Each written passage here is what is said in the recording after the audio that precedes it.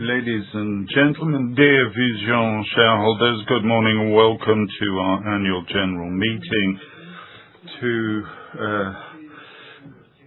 report to you today are Thierry Lemaitre, Deputy CEO, and Morgane Lepile, Group General Counsel. Also present are our statutory auditors from KPMG and Deloitte,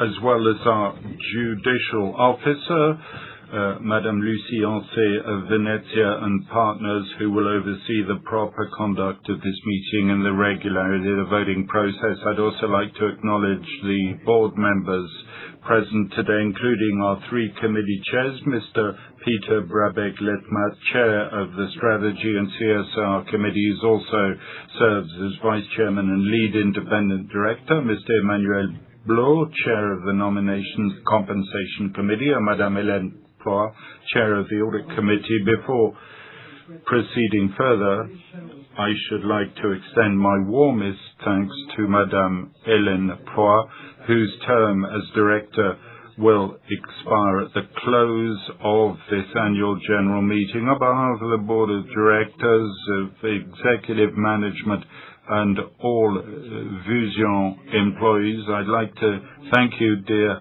Hélène, for your commitment, dedication, and invaluable contribution to the work of the board and the committees on which you have served. I'd particularly like to recognize the expertise, rigor, and high standards with which you chaired the audit committee. We wish you every success in your future endeavors, which I know will be very active and exciting. Thank you.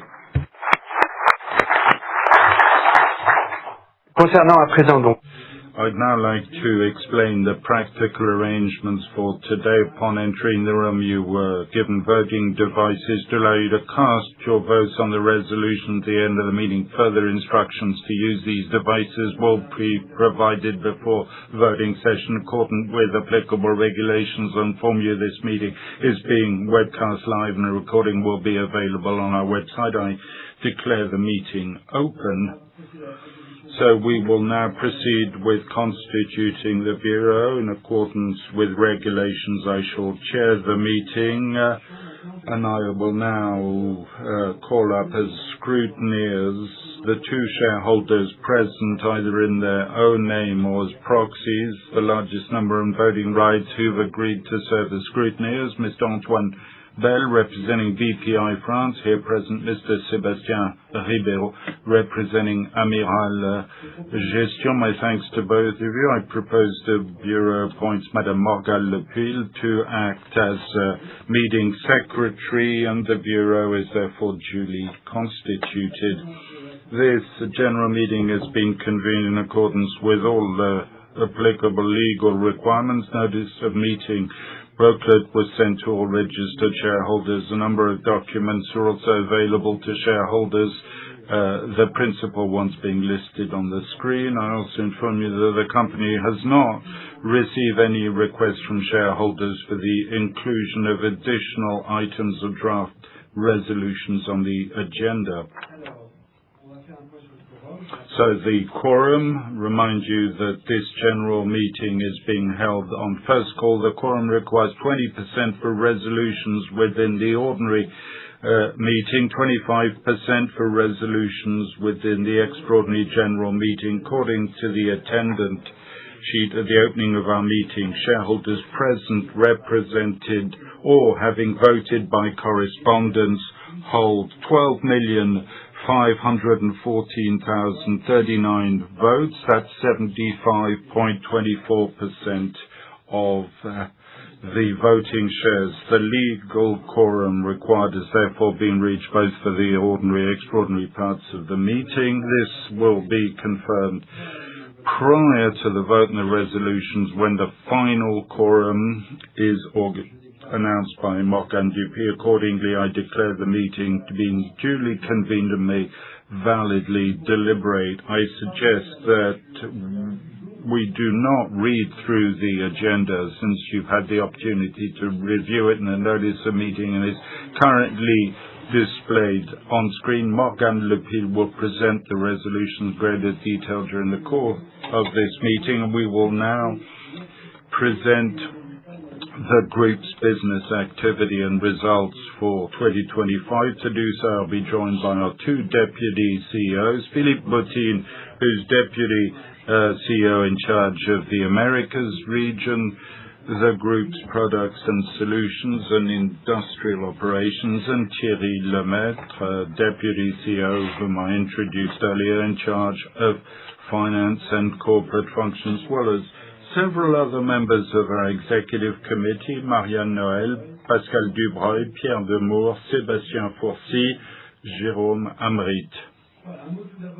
So, let me begin with a brief reminder of who we are as a group. Our mission, as you know, is the digitization of physical commerce. We're the global leader in the field, particularly number one player in both Europe and the United States. Vusion represents 1.5 billion revenue, 1,200 employees, including a third dedicated to R&D, working across 9 large worldwide number of major retail chains, including many in the world's top 100 retails across retail sectors, grocery, DIY, beauty, furniture, sporting goods, pharmacy, etc. An installed base of 650 million smart labels, approximately half of the global installed base. We have a broad product range, smart labels, smart rails to AI-powered vision cameras, data analytics, retail media solutions. These products support our mission of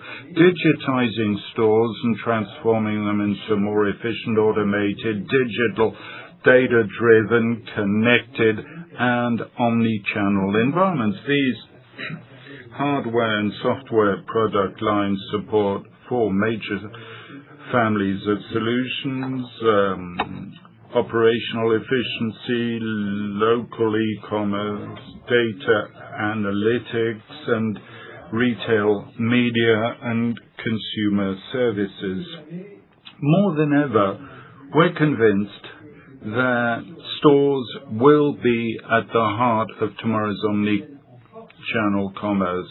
Physical stores are once again becoming a strategic priority, and our vision is that of a connected real-time digital store, fully equipped to leverage the explosive growth of artificial intelligence, which is set to transform every industry, as you know, in the retail sector in particular. Let's now turn to what was a quite extraordinary year in 2025. We added €500 million in revenue in a single year, representing 50% growth. Such an acceleration in growth never appeared even in our most ambitious business plans, and this occurred despite the year marked by tariffs that adversely affected the price competitiveness of products sold in the United States. 2025 was first and foremost the year of tremendous acceleration of EdgeSense deployment at Walmart. Major innovation in the digitalization of grocery store shelves. Philippe will say more about this in a moment. For Vusion, this innovation marks, after a number of decades, the transition from the smart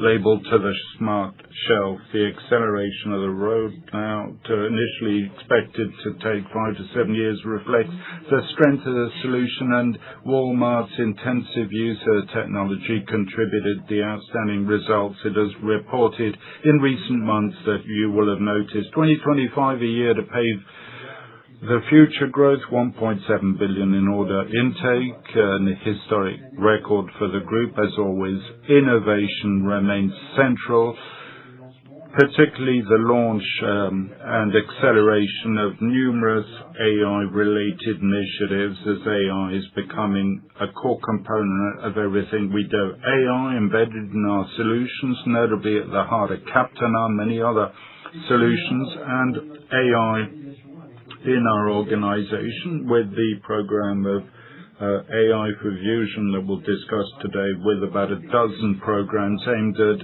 integrating AI in all our processes and internal functions. 2025 last year, a year of profitable growth, operating income doubling, operating cash flow almost doubling, and a strong increase in net income. I shall now like to ask Pierre Demour to present the group's main commercial achievements before a quick focus with Philippe Potin and Sébastien Fourcy. Bonjour à tous. Good morning, everyone.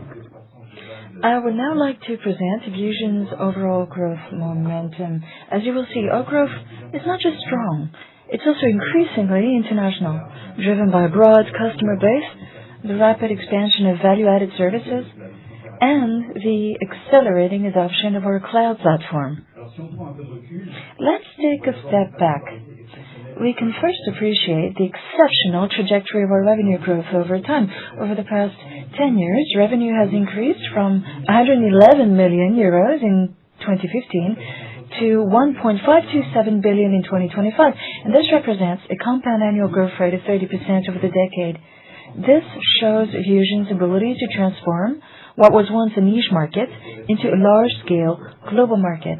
And this performance also demonstrates that our growth is not a one-off phenomenon. It's been built progressively over time with a marked acceleration since 2021. And this growth has also come with a clear strengthening of our global leadership position. As shown in the chart, Vusion stands apart from the competition. The gap with competitors has continued to widen over time, particularly since 2023. And this leadership position is supported by a substantial and highly international customer base. Today, Vusion equips 75,000 stores across 62 countries with 650 million smart labels deployed, including 350 million connected to the cloud. We also maintain an NPS of 68, well above the average levels typically seen in the B2B high-tech industry. We're really proud of that. The diversity of our customer base is another major strength. Our customers include leading retailers across the Americas, the Asia-Pacific region, and the EMEA region, such as Walmart, Carrefour, Leclerc, Lidl, Sephora, Co-op, Leading Market, Fnac Darty, and many others.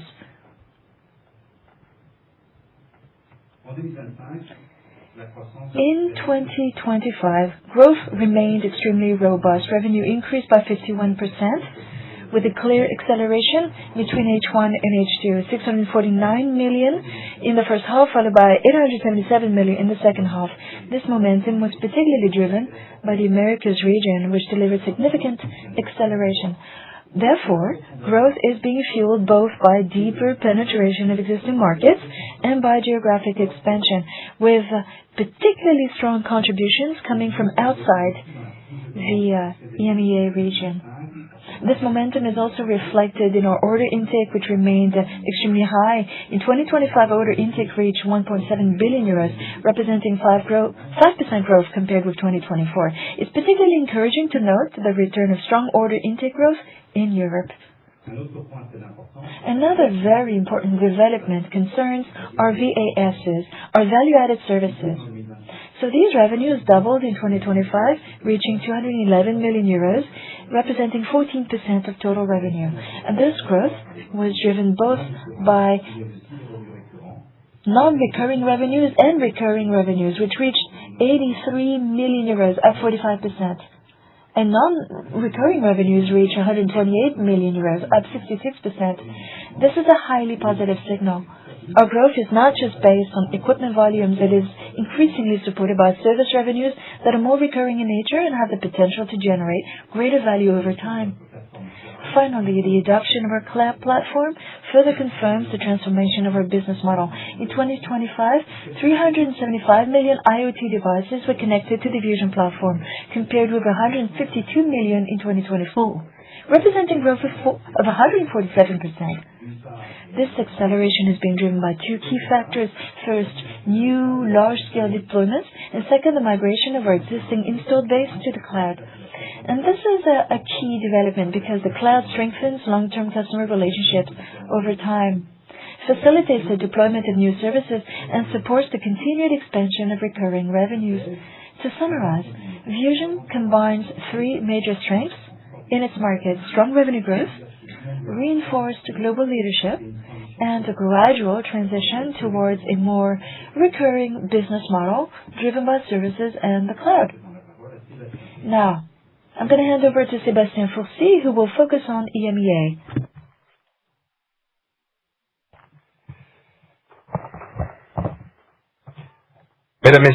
Ladies and gentlemen, dear shareholders, for several years, one idea dominated the retail industry. The future belonged entirely to digital channels. The physical stores would gradually lose relevance. That idea turned out to be wrong. Today, the world's leading retailers are investing heavily in their stores once again. Why? Because they've realized that the stores become the point of convergence between data, AI, customer experience, productivity, and omni-channel commerce. In other words, the store is no longer simply a place where transactions occur. It's become a strategic asset. This conviction is not theoretical. It's already reflected in the decision taken by retail executives. According to Bain, 75% of retail executives expect their stores to undergo major transformation over the next 2 years. This is a remarkable figure. It means that store modernization is no longer a tech issue. It's become a strategic priority. In other words, the market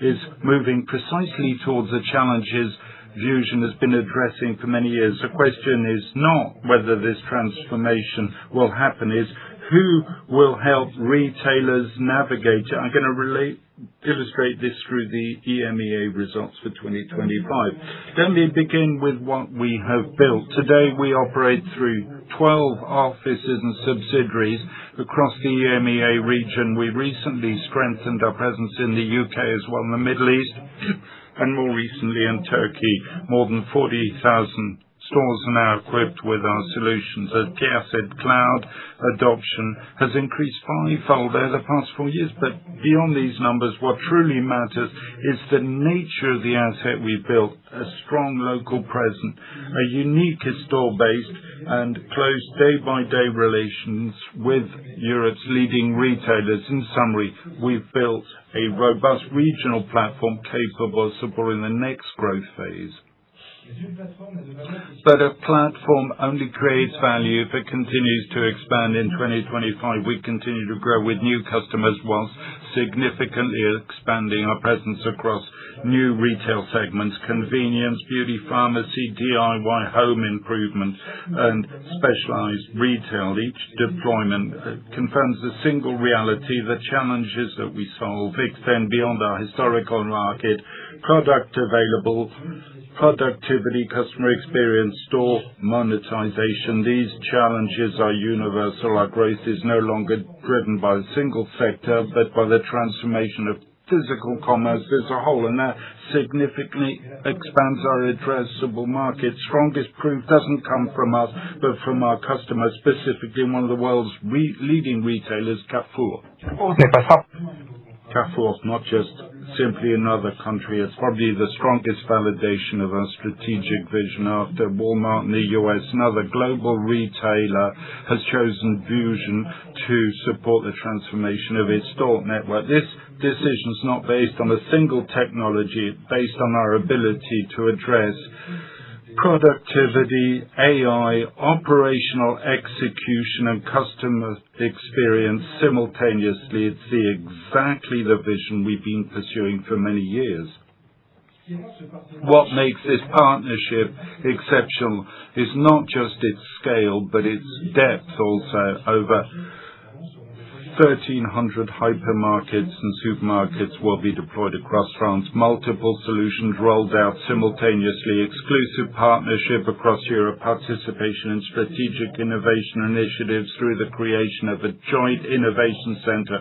Elements reflect a fundamental shift. Vusion is no longer viewed as a tech provider, but as a strategic transformation partner. And that's precisely the positioning we set out to build. Une première en Europe. Avec Vusion. A first in Europe, together with Vusion, the global leader in the digitalization of physical retail, Carrefour has taken its hypermarkets and supermarkets to a whole new level.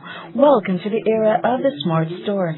We're here in our Villa Bay hypermarket, where we installed our first Vusion connected rails. It's a major milestone in our store digitalization strategy. At Carrefour, we have a clear belief. Digital is not an end in itself. Above all, it must serve our store teams. So we have two priorities: serving our customers better, making our colleagues' work easier. We're going to roll out this network of connected rails equipped with labels and cameras with three very concrete objectives: detect out-of-stocks to keep shelves consistently full, check label process to ensure consistency between shelf and checkout, and make e-commerce order picking easier thanks to product geolocation. But the goal is always the same: more accurate prices, fuller shelves, cleaner stores. Yesterday, we handled out-of-stocks manually every single day.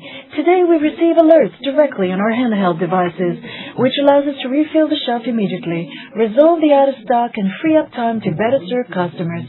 After Walmart in the U.S., Carrefour is the first retailer in Europe to deploy Vusion's latest generation platform at very large scale.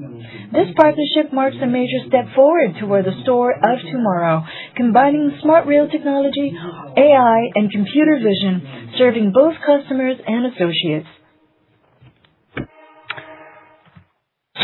So this testimonial fully illustrates what we're seeing across Europe. Retailers no longer simply looking for product suppliers, they're looking for partners capable of supporting their transformation journey. And that's precisely where the next phase of our development begins. For more than 20 years, we've built a strong regional presence. We've earned the trust of long-term customer partners. We expanded our addressable market, demonstrated the relevance of our model with industry's leading retailers. Today, we're increasing the value created in every connected store through Vusion Cloud, Captana, our analytics, loyalty, and retail media solutions. And every new service increases value delivered to our customers. Each new service improves quality of our revenue mix.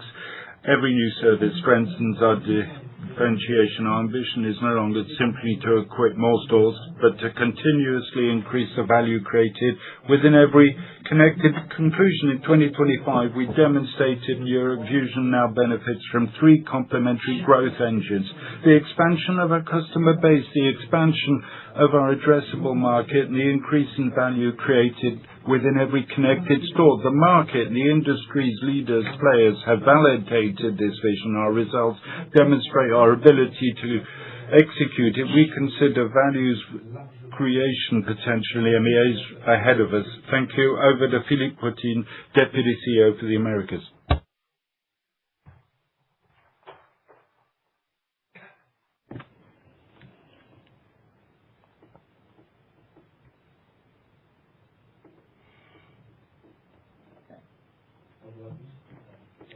Good morning, everyone.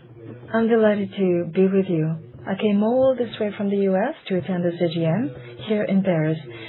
Today, I have the pleasure of reviewing two different aspects. First, to the Americas, and then I will share with you some of the trends, market trends that have fueled our innovation roadmap. Let me start with the Americas. We have 180 employees who account for about 95% of Vusion's headcount across the world, and our headcount keeps growing. Americas has 5 different offices. We have our HQ in Dallas, Texas. We just opened up an innovation center where we welcome our key customers and partners in the U.S. In 2025, we also saw a strong increase in our install base. You may remember last year's AGM, we announced 14,000 stores.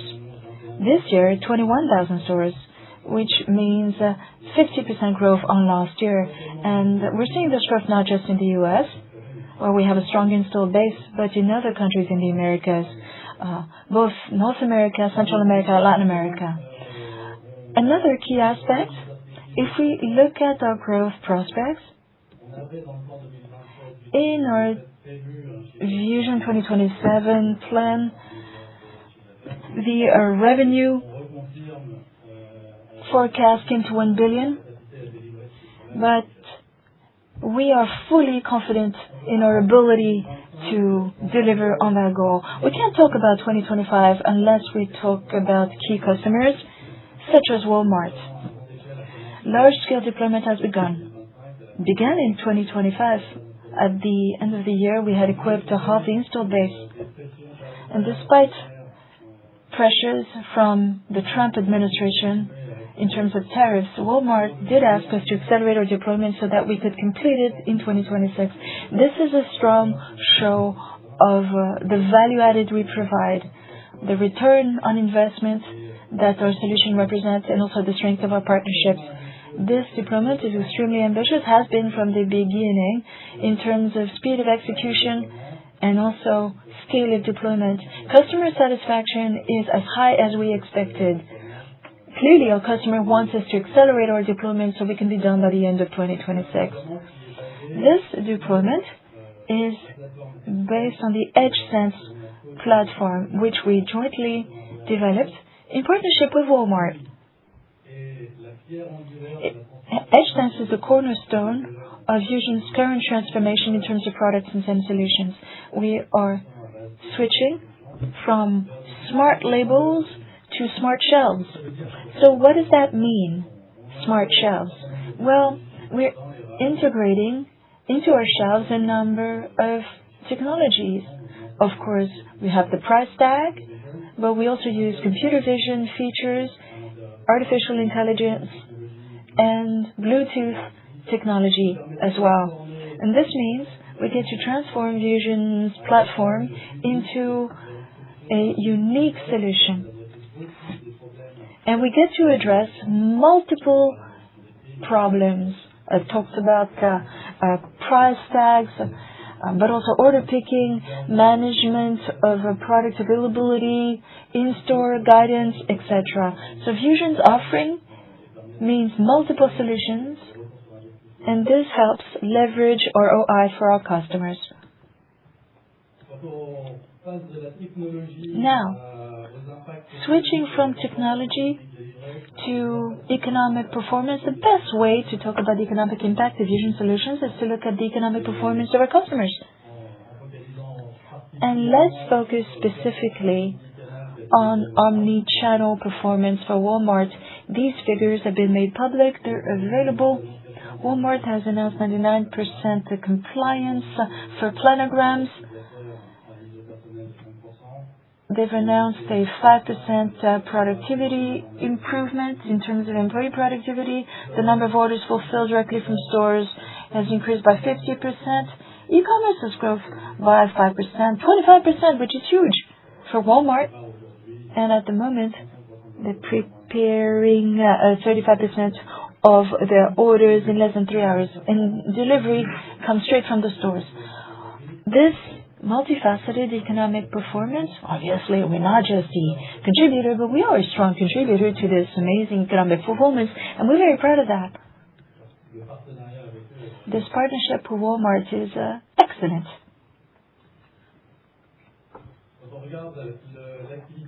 Now, if we look at our other business with other customers outside Walmart,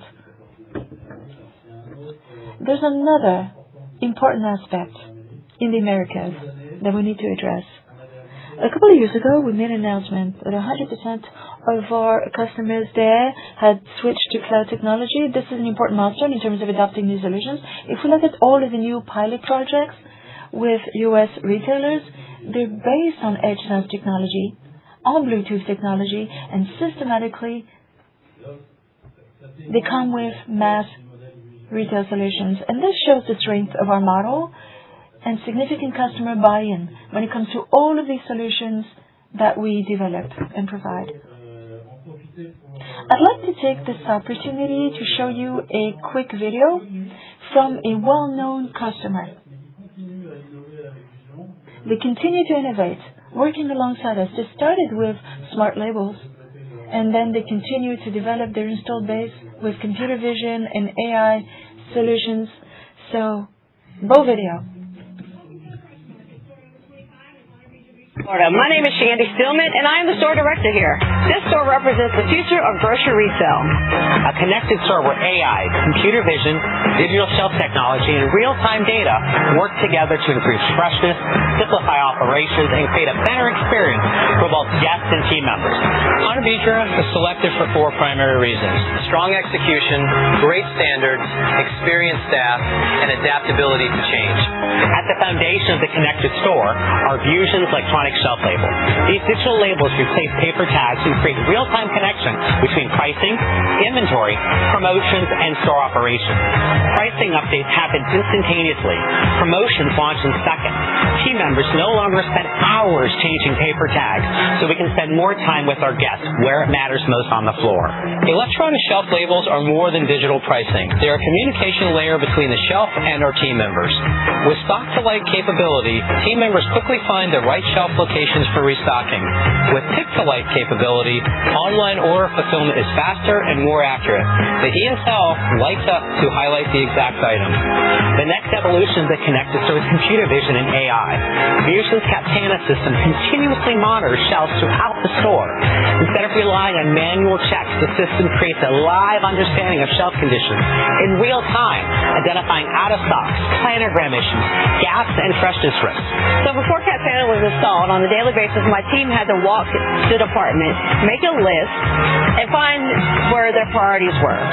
It just wasn't time efficient. So with Captana, the team was freed up to be more focused on our guests. We work the Captana task list first thing in the morning. Also, we'll look at it later in the day to refill those items that have sold. We use the task list as a guide to help us identify those items, and then we restock in an urgent manner. Captana automates this with AI. Rather than retune checks, the system creates prioritized tasks. Team members know exactly what needs attention, which shelf, and how urgent. Audio and visual alerts cut response times dramatically and turn restocking from a repetitive check into guided execution focused on the guest.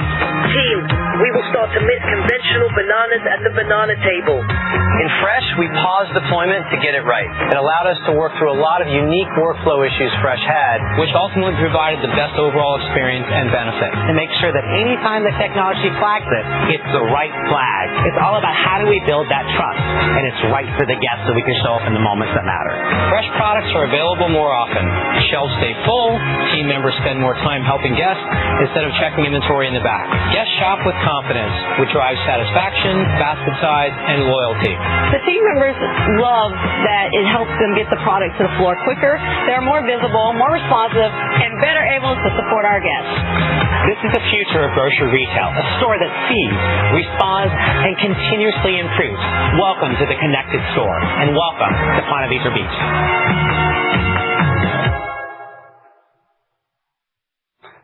C'est un magnifique témoignage. An amazing demonstration of innovation, operational excellence, and customer satisfaction. We love to work with such customers who deeply overhaul their business model using technology.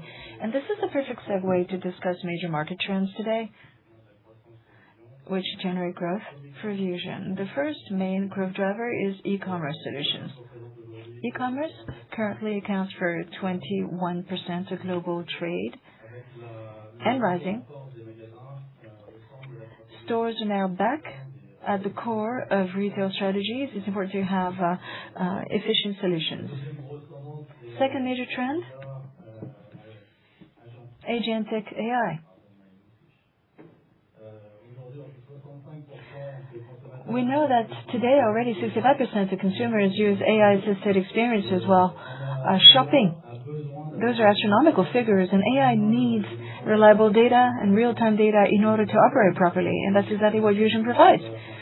It delivers highly accurate real-time operational data to fuel AI systems.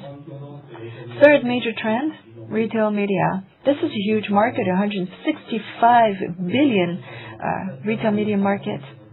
And yet, retailers currently capture only a fraction of this value, despite the enormous traffic that still flows through physical stores. Productivity, let's not forget about that. We always need to improve productivity in store. Availability, fresh goods. I could talk about this until the cows come home, but the fresh market example perfectly illustrates these challenges. Availability of products is key. Fresh products as well are key, and that's one of our top market segments.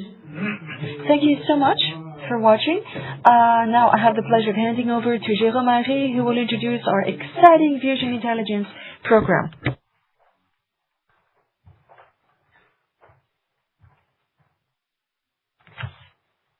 Bonjour à tous.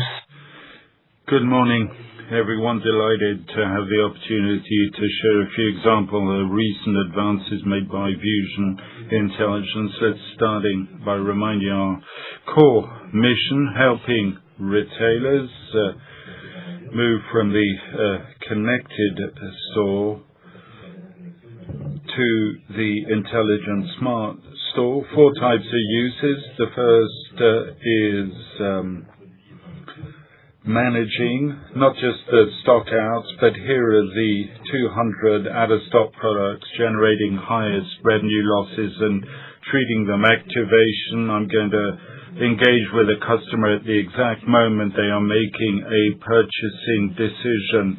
This could involve presenting relevant promotions when they approach a particular aisle. Thirdly, optimization, identify the based on current sales pattern specific stores, store level shelf facings to be increased, monetization, creating new revenue streams for retailers through collaborative platforms with real-time visibility into store operations. There's one critical prerequisite. We need to deeply understand our customers' businesses and operational challenges so that you can embrace our tools and truly make their stores more intelligent. I'm going to use this with 3 examples, how we can become a management tool for store teams, and in this ecosystem and this value chain to connect these people, we need to understand their business. And the third simpler point is we mustn't push rigid analysis, but adapt to users rather than forcing users to adopt analytics. So the store management, show you a short video how Captana is used in management routines at Monoprix. La data va permettre en fait de pallier. Data will actually help address all the shortcomings we currently have throughout the retail chain, from the supplier all the way to the shelf you see in front of you. Welcome to the Monoprix store in Bécon-les-Bruyères. Today the store serves as a pilot location for Vusion management tools, particularly for everything related to Captana monitoring. Here we use Store View, which provides a complete view of a store in terms of product availability, and it helps as a decision-making tool for all store managers. Compared to what we saw this morning, we were at 410 out-of-stock products, so we've managed to recover about 50 stockouts. That's quite good. 2 major priorities remain: cleaning, because grocery and fresh products are doing very well. We currently have no promotional stockouts in those departments. The key battleground is always out-of-stock situations. What is at stake with Vusion and Captana is to restore execution quality on our shelves. Today's Store View plays an essential role at Monoprix because it gives us a real-time snapshot of our shelves. On Saturday evening, I can check the inventory of a store on the other side of France and immediately have visibility into its shelf conditions. This real-time visibility allows us to manage and support our stores with much greater precision. We now receive inventory data in real time, whereas previously we only had visibility of our stock levels at the end of the day. And this means that store associates, whether using Zebra devices, Android devices, or smartphones, can immediately see the actions that need to be taken. It's very straightforward. I have a picture of the product. The system tells me I have 5 units in stock, and either the product is in the back room and I can replenish the shelf immediately, or the system indicates that the inventory record is inaccurate. And this allows me to immediately trigger investigations and find solutions. Did the delivery truck arrive late? Is there an issue with process execution in our stores? As a result, it saves an enormous amount of time for central teams and for our store managers as well. The time savings is difficult to quantify. It's far more than 2 or 3 hours a day. As a direct consequence, this has improved on-shelf product availability for our customers, increasing it from 95 to 96.7% over 18 months. Our shelves are much better stocked, particularly at the end of the day, on weekends and on Mondays and Tuesdays. Customers tell us this through the NPS, which we measure daily in our stores. The outlook for planograms with Store View is fairly straightforward. The main challenge with planograms is adapting them to each individual store. Traditionally, when you rolled out a planogram once a year to an entire cluster of stores, there was roughly a 50-50 chance that the planogram would not actually fit the shelf configuration in a given store. What we expect from store view going forward is the ability to adapt planograms at the store level, as well as make seasonal adjustments. For example, in the summer, we expand the ice cream assortment and reduce the space allocated to soups. This real-time seasonal adaptation is key to ensuring the planograms remain relevant and truly support our store commercial performance.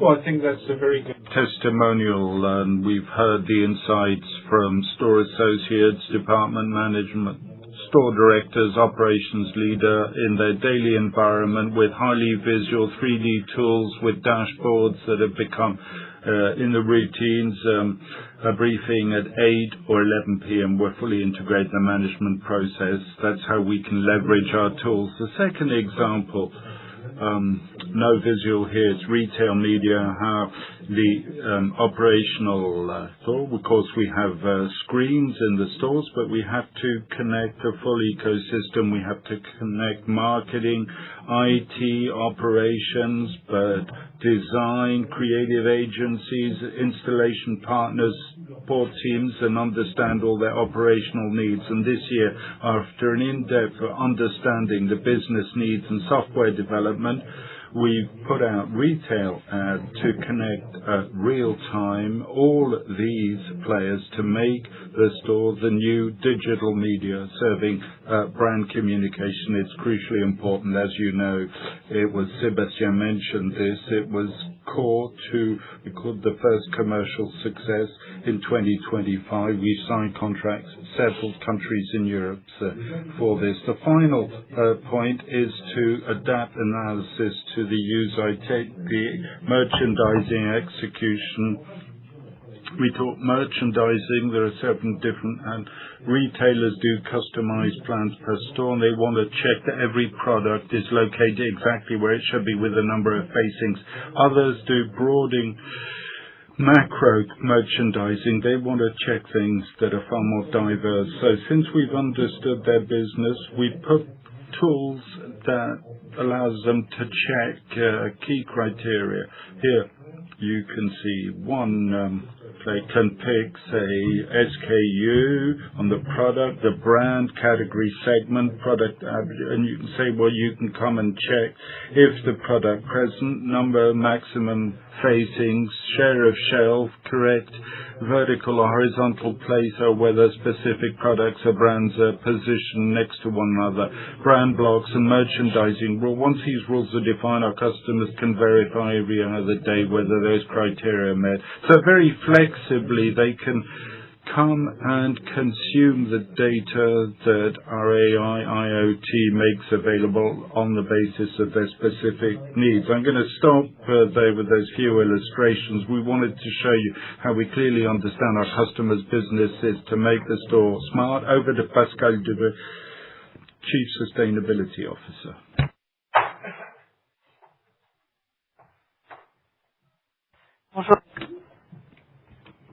Hello, everyone. Allow me to present the progress made by the group in the area of sustainability in a context marked by increasing expectations from both investors and customers. Beyond compliance with regulatory requirements, our sustainability approach is an amazing tool for the group. It helps us identify medium and long-term financial risks that may arise once material issues have been identified. So what about those material risks? They are identified through the double materiality assessment required under the CSRD, as you can see on the screen. So what is at stake? We're trying to analyze 14 different categories of material issues. We identify impacts on society, culture, etc. We identify impacts, risks, and opportunities. Now, risks include financial risks, obviously. So once the risks have been identified, in 2025, we try to focus on a number of those risks. Those are key, major risks. So let's read this slide from left to right. I'm not going to spend too much time on governance. This is something that received a strong focus, and you will find this in the CSRD report, in the annual report, and also in a few minutes we'll talk about cybersecurity. Likewise, I won't spend too much time on social and societal issues. We have a talk on HR about that. However, I would like to focus on the middle part of this screen. Amazing work has been done by our industrial purchasing department, and they have a much better insight into our supply chain. When it comes to societal issues, yes, human rights, safety at work, fair pay, etc., traceability, etc., but also better insights into the maturity level of our suppliers. Are they using renewables in their production methods? Are they able to give us the carbon footprint of their components, etc.? So this is key work which will feed into our decarbonization strategy. This work led to an excellent score from the CDP as part of their supplier engagement assessment. So this is how we were rewarded. Lastly, on the left-hand side, a key aspect in order to understand the medium and long-term risk for our group, what we call the transition plan. That's something that we need to structure. It is comprised of two different segments. First, an adaptation and a transition plan. Adaptation, what does that mean? We need to perform a risk assessment in the face of climate change. We carried out a deep analysis of all our value chains in all data servers of usual locations, a customer or supplier locations to ensure business continuity. Now, transition risks are more medium, long-term in nature, and we need to ask ourselves questions regarding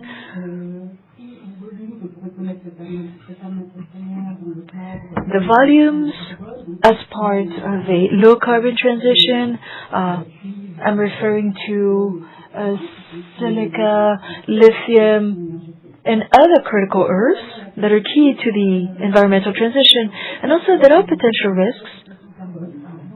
Carbon taxes in Europe, for example. So what would be the financial risks for the group, and how could we anticipate such risks over the medium and long term? One of the best possible answers, it's not the only answer, but one of the best answers would be to decarbonize our business. So decarbonization means decarbonizing our solutions, because they account for 90% of our carbon footprint. The solutions that we market account for 90% of our carbon footprint. For a number of years now, every year, we make a commit to the SBTi, the Science-Based Initiative. They have a reliable methodology that helps us showcase the efforts that we're making in terms of reducing our footprint since 2022. That's our benchmark year. That's the baseline for comparison year on year. As you can see, carbon intensity is going down, has been going down since 2022. In 2025, we made an additional effort. We decided to signpost the way we still have to go until 2030. That's the horizon we set for ourselves. Now, our objective remains clear. Turn sustainability performance into a driver for business continuity and also differentiation. That's how we stand apart from the competition. And also, it's a tool we use to build trust with all of our stakeholders, including our customers. Thank you very much. Handing over now to Marianne Noël, Head of HR.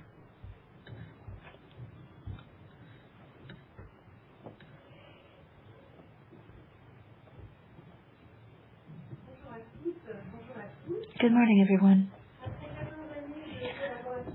Over the past 14 years, working alongside Thierry at Vusion, together with the other members of the executive committee, I believe we can be extremely proud of our ability to preserve integrate and develop our human capital, including the talent brought through acquisitions.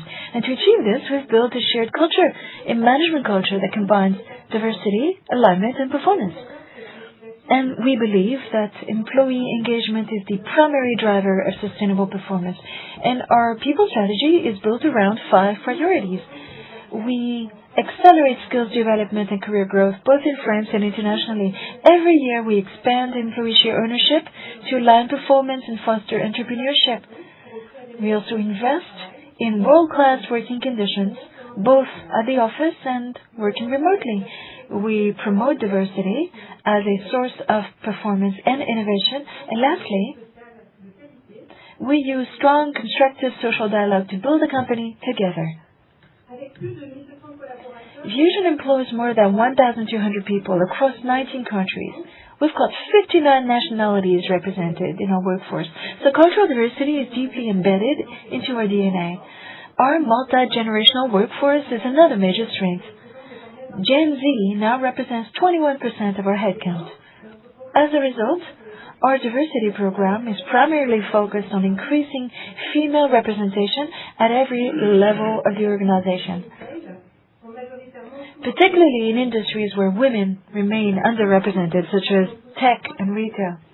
For the past 5 years, our strategy has been based on 3 pillars: attracting more women, accelerating their development and career progression, and supporting parenthood and work-life balance. And this approach is delivering tangible results throughout the organization. Women now represent 34% of our total workforce and 30% of our management population. Yes, we still have some way to go, but our program is clearly producing results. Now, we have a proactive and effective approach. Our performance share program remains at the heart of our employee engagement strategy. 67% of our employees are shareholders of Vusion, and this is a key pillar of our HR strategy because we get to align performance, encourage entrepreneurial thinking, and support long-term talent retention. Lastly, employee satisfaction remains very strong. Overall, we measure it anonymously every 6 months, using the same methodology we apply to customer satisfaction. Our employee NPS currently stands at +32 on a scale ranging from -100 to +100. As a technology company, R&D, in yellow here, remains a core strength. It represents 32% of our workforce. Regional, commercial, and operational teams account for 41% of total headcount. And we work in close proximity to customers across Europe, the Americas, and Asia. Our headcount in the Americas is growing rapidly. Obviously, this increases labor costs. At the same time, corporate functions continue to expand in order to support the group's growth trajectory.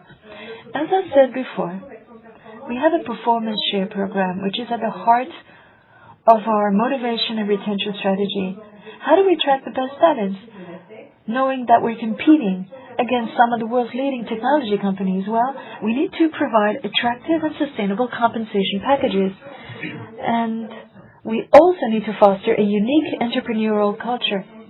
Every year, ambitious performance criteria ensure alignment between individual interests and collective corporate performance.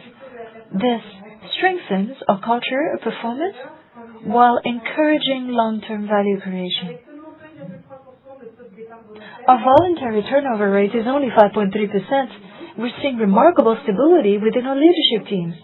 This shows that our program continues to demonstrate its effectiveness as a key pillar of our people strategy. Thank you very much for listening. Now I'd like to hand over to Jean-Baptiste François, Head of Information Systems, and he'll give you an update on cybersecurity and AI.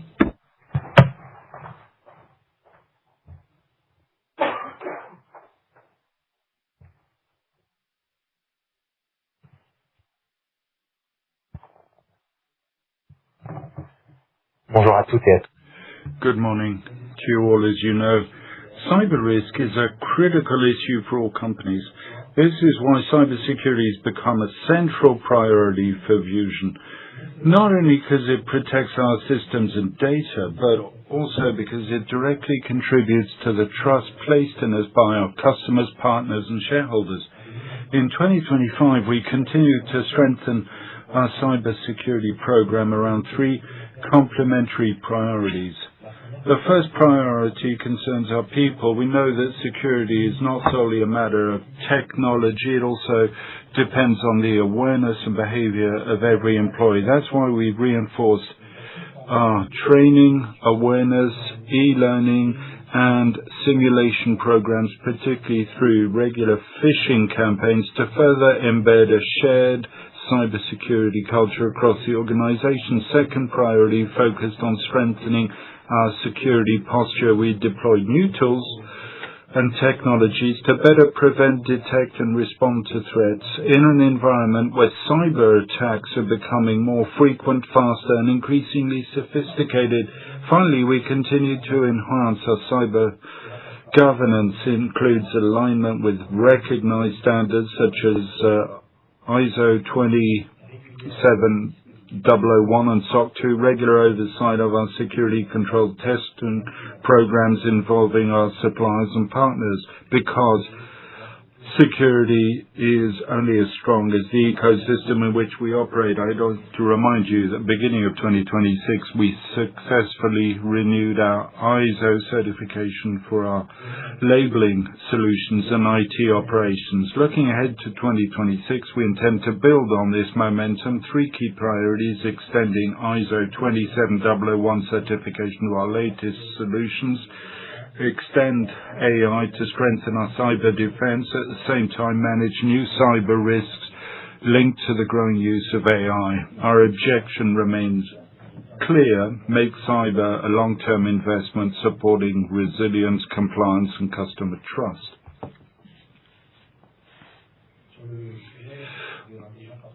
On the artificial intelligence front, we launched the AI for Vusion program mentioned by Thierry.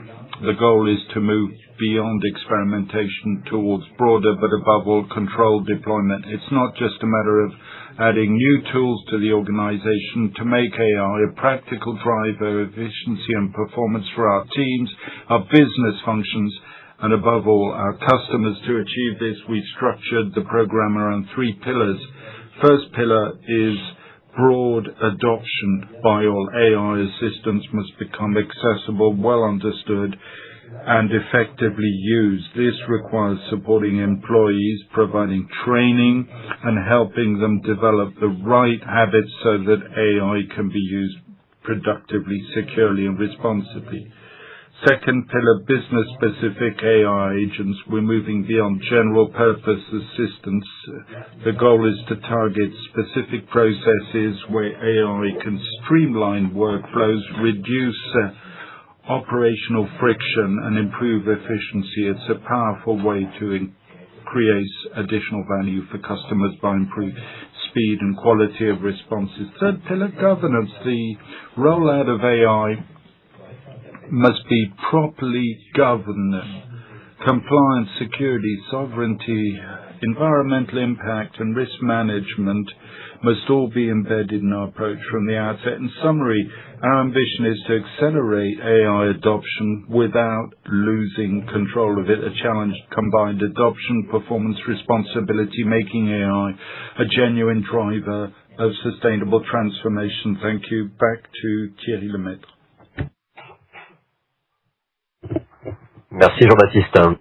Thank you, Jean-Baptiste. Good morning. I'll now present our financial results for 2025. As in previous years, you'll be used to this. I'll present our key financial metrics, both under IFRS on an adjusted basis, to neutralize certain IFRS treatments related to our contract with our largest customers in the US. The details of the adjustments are provided on the next slide. Before that, I'd like to highlight the excellent performance in 2025. As you can see, all lines are up substantially. The case for revenue up by more than 50%, both under IFRS on an adjusted basis, reaching 1,527 million adjusted gross profit up 60%, growing faster than revenue, reaching nearly 31% of revenue. That's an improvement, 1.6 points over the previous years. OpEx increased by 43%. That's it, less than revenue, representing 12.7% of revenue, reduction of 0.7 percentage points last year. No surprise, a strong increase in adjusted EBITDA, up 73%, 277 million. That's an adjusted EBIT margin of 18.2, up 2.3 percentage points year on year. Depreciation amortization also increased significantly, primarily due additional production lines in which we've invested for the group to assemble products sold to Walmart and fully funded by Walmart. These production lines, the 3 lines that we installed recently, began by generating depreciating charges in 2025, in addition to the first line already depreciated since 2024. Adjusted EBIT more than doubled to reach 164 million. That's 10.7% of revenue, up 2.9% over last year. Overall adjusted net income reached 157 million, or 6.5% of revenue, nearly triple the level achieved in 2024. On the next slide, we present the main adjustments of IFRS and adjusted accounts. Firstly, these adjustments have no impact on cash and are identical to the restatement that we had in the financial 2024. We have 2 adjustments that impact revenue to net income. The first adjustment relates to the amortization of fair value of the warrants granted to Walmart under certain conditions. This adjustment, generally proportionate to revenue generated with Walmart, had negative impact on IFRS revenue in 23, 24, 25, and will continue to have a negative impact in 2026. Second adjustment is that of the IFRS recognition of weighted average selling price over the entire duration. It had a negative impact in IFRS 23-24, began reversing in Q3 of 25. Full 25 generated a mod positive effect under IFRS, even greater in 20. Financial result impacted by 2 adjustments similar to those last year. First concerns the revaluation of the fair value of Walmart warrants, given the average Vusion share price over the second half 25 versus second half of 24. Despite the lower number of warrants outstanding, the fair value increased by 7.3 million, and it's these 7.3 million that lead to a similar amount of financial expense in 2025. Final technical point, IAS 21 accounting treatment for intragroup flows between the parent US subsidiary, having a positive impact of 48.7 million euros IFRS. Together with associated tax, deferred tax generated negative impact 14.5 million on 25 net income, but has no impact on cash flow. Let's now examine our financial performance in greater detail, starting with revenue. 2025, as I said, recorded an increase of 51% of adjusted revenue, primarily driven by the Americas and APAC. Due to the volatility in the Euro-US exchange rate during the year, revenues in US dollars were negatively impacted when translated into euros, and a short present of revenue at constant exchange rates between 24 and 25. It would have been at 1,058 billion euros. That's an additional 54 million compared to reported figures. VAS revenues grew twice as fast as the group, 100% increase, thanks to non-recurring Vusion OX revenues as well as recurring revenue, which reached an annual recurring revenue run rate, 105 million by Q4. Next slide, EBITDA. You see adjusted EBITDA margin improved by 2.3%, primarily due to higher gross margins and a favorable product mix, as well to a lesser extent reduction in OpEx as a percentage of revenue. While foreign exchange movements had a significant impact on revenue, their effect on profitability remained relatively limited. Financial income amounted to 87.5 million in 2025 compared with negative 50 million in 24. Before IFRS adjusted financial income total 46.1 million, which included negative 11.2 million of cash impacting items, 11.2 million forex losses because of high euro-dollar volatility. Financial income generated from treasury investments reached 17 million compared with 4.7 in 2024. Interest expenses decreased from 12 million down to 8 million, reflecting lower interest and reduced group financial debts. Next slide.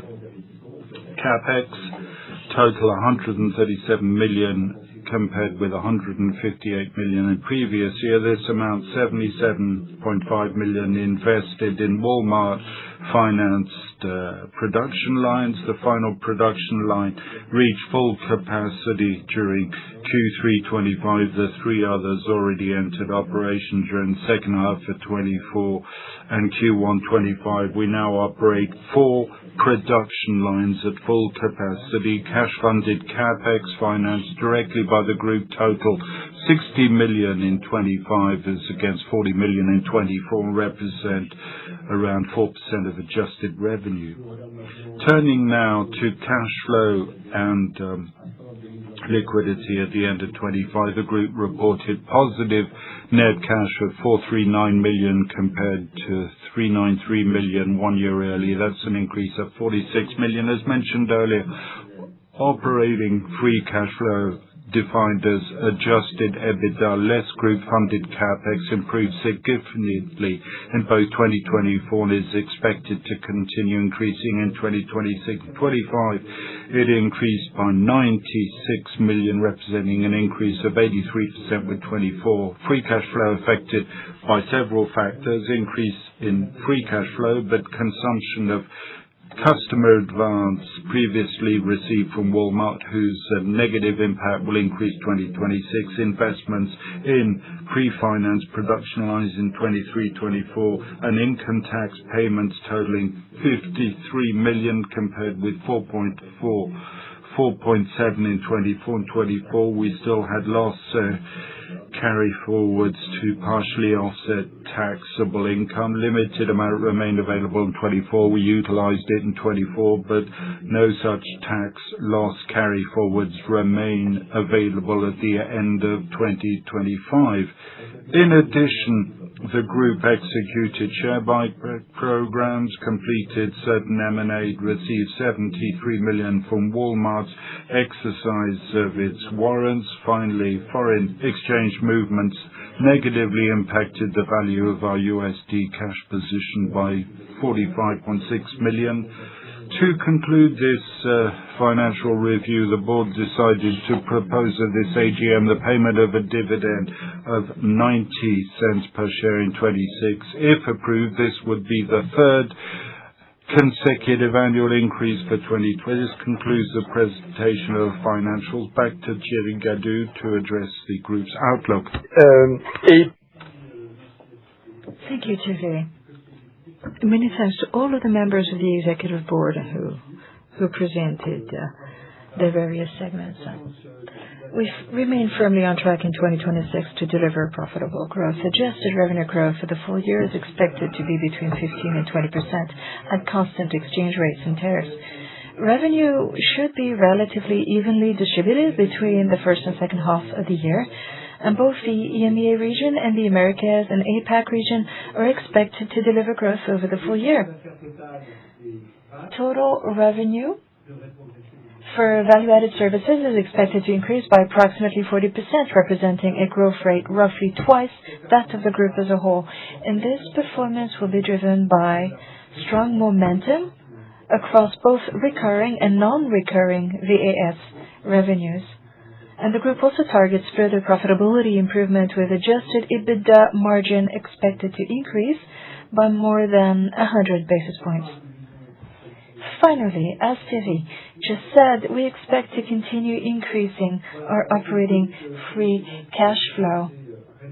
Supported by the strong Q1 performance recently reported and the rapid growth of our value-added services business, a promising commercial pipeline in both Europe and the Americas, and also our continued leadership in innovation, we are confident in our ability to achieve these 2026 objectives and to deliver on our medium-term growth ambitions. In particular, we remain fully committed to achieving the objectives set out 4 years ago in our Vusion 27 strategic plan. We presented it in November 2022.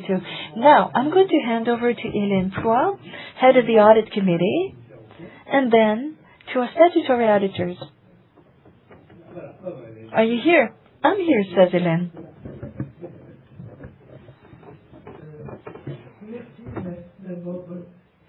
Thank you.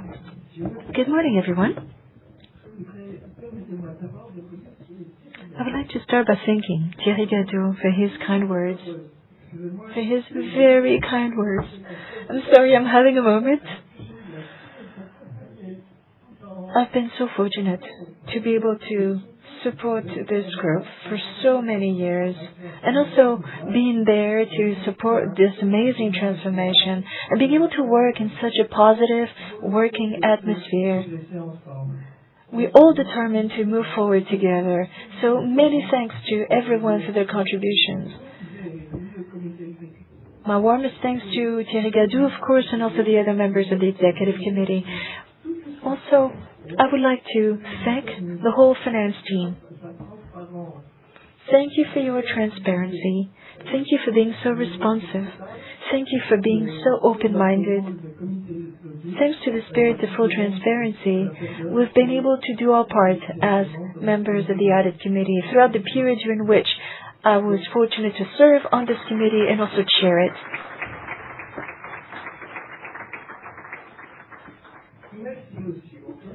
Many thanks also to the statutory auditors. It's been a pleasure working with you all. The audit committee obviously reviewed the financial statements. We did it in a number of sessions. We paid close attention to the URD. We held regular sessions throughout the year with the internal controlling team. Obviously, we reviewed the statutory auditors' report on the financial statements. We also discussed the audit plan. We reviewed all of the matters of significance indicated as part of the audit and paid close attention to our work with the statutory auditors throughout the year. We are extremely satisfied with the way things unfolded.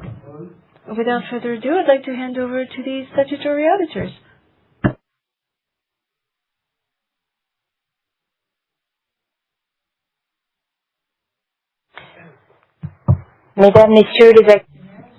Ladies, gentlemen, shareholders, on behalf of the statutory auditors, Deloitte and KPMG, I'm pleased to present the reports that we've prepared for your attention with respect to FY ended December 31st, 2025. These reports were made available by the company and included in the URD for 2025. I would like to briefly summarize their main conclusions regards the reports on the parent company and consolidated financial statements subject to first and second resolutions will certify the financial statements for the year ended December 31st, 2025, regular and fair in respect of their accounting standards, give a true and fair view of the company's group's results financial position at the end of FY 25. Our reports include a specific section describing the key audit matters which, in our professional judgment, were of greatest significance during the audit due to their complexity or level of judgment required in their assessment. Our reports also describe the audit procedures identify key points, the valuation of goodwill for consolidated financials. Two key matters were identified: accounting treatment of Walmart and valuation of goodwill.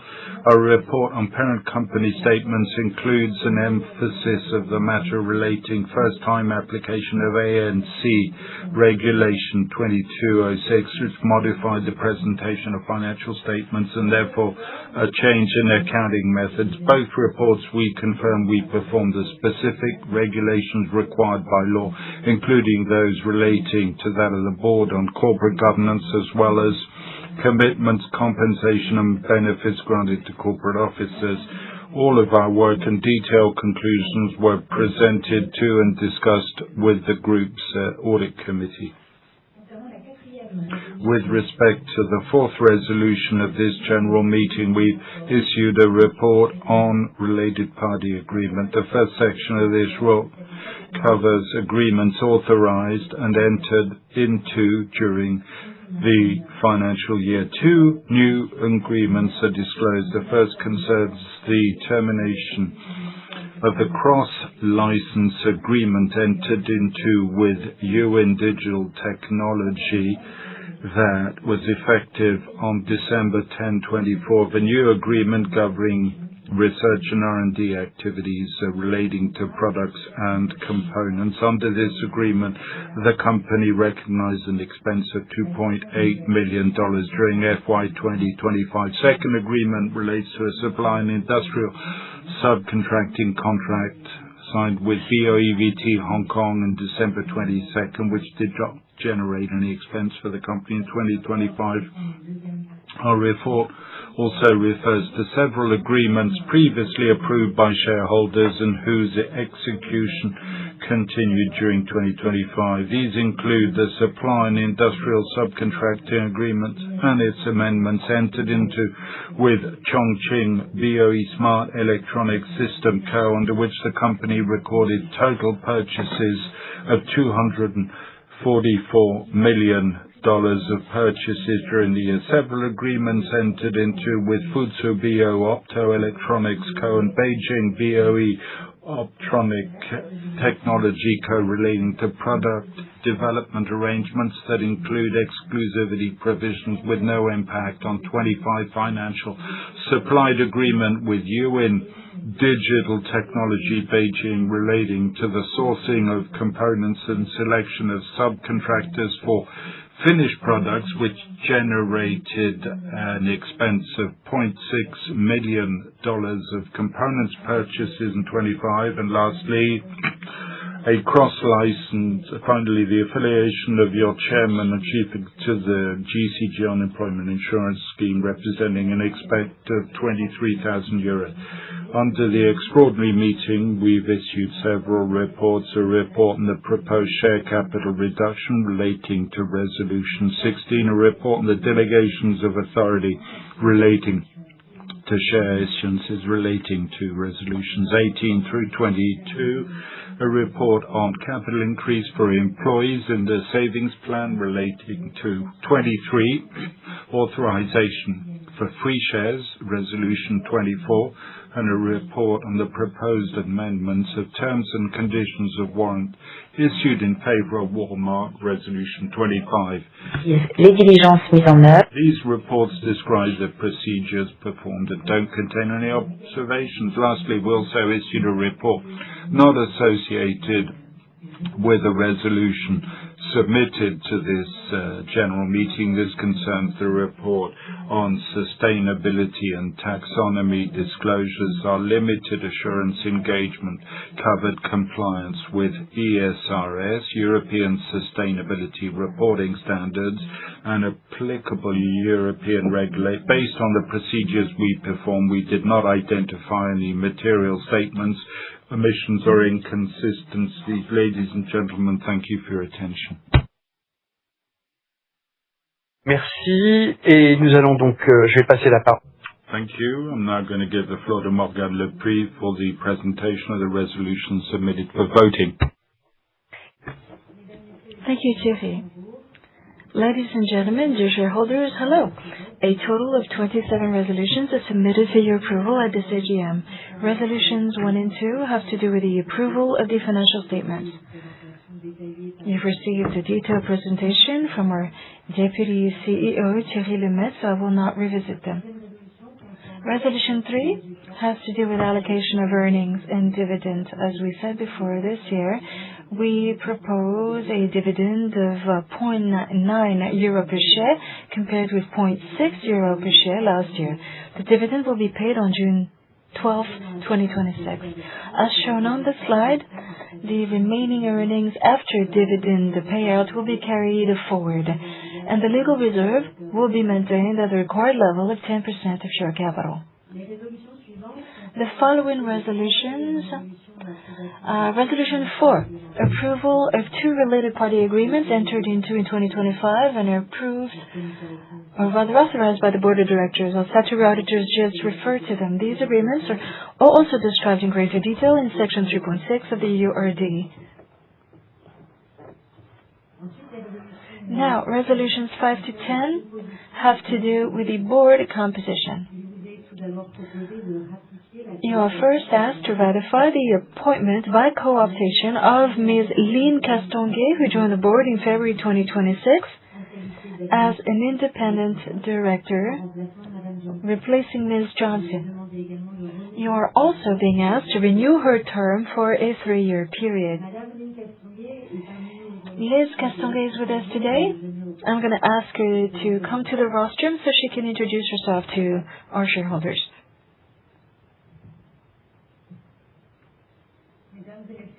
Ladies and gentlemen, dear shareholders, good morning. I'm delighted. I'm honored to join you today. I would like to extend my warmest thanks to the Board of Directors as well as the management team. Thank you for trusting me. I was born and raised in Canada, and then I moved to the U.S. with my spouse and my 2 children. That was over 20 years ago. Today, I have dual citizenship as a Canadian and American citizen. Throughout my career, I served various leadership positions for many international corporates such as GE, Home Depot, Sobeys, Saputo, and Starbucks. I occupied leadership positions in operations, merchandising, innovation, supply chains, customer experience, and also business model transformation.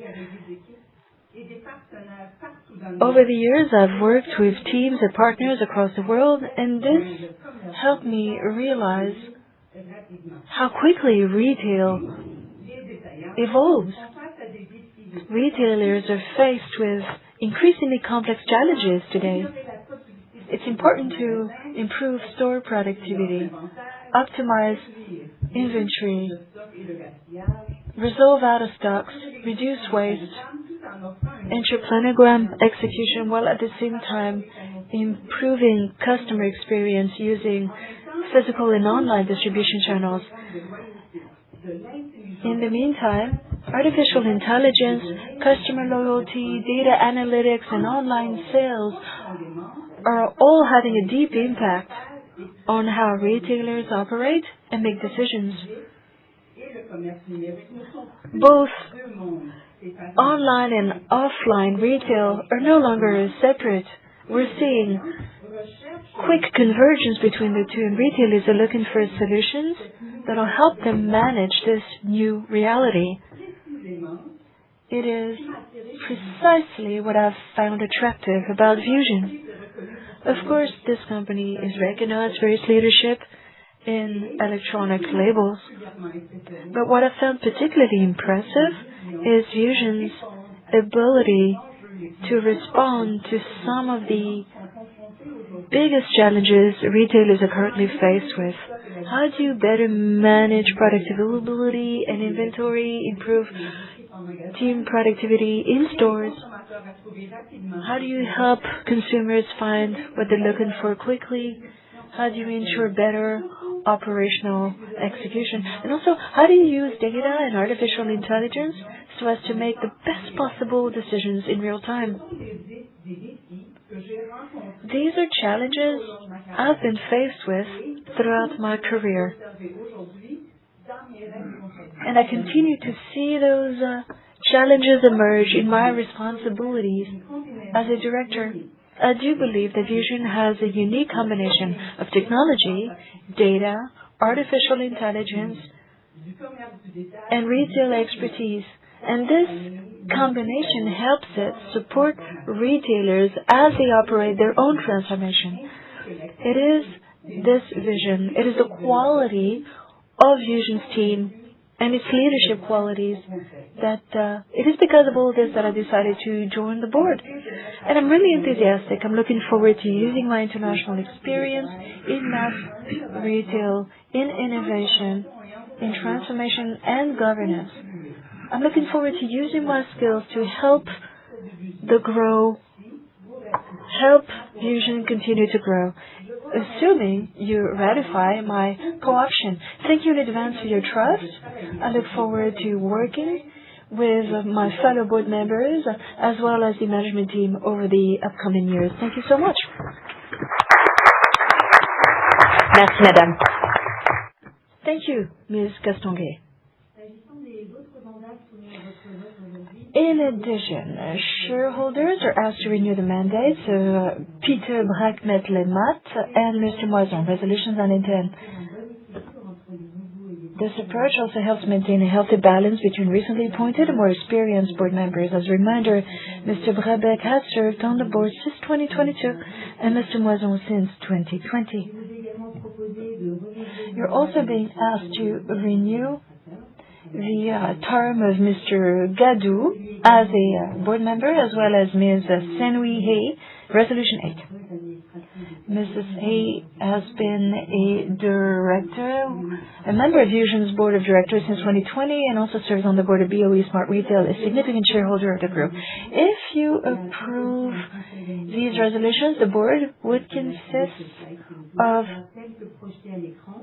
as you can see on the slide, 70% independent directors, compared with 50% in 2024 and 64% at the end of 2025.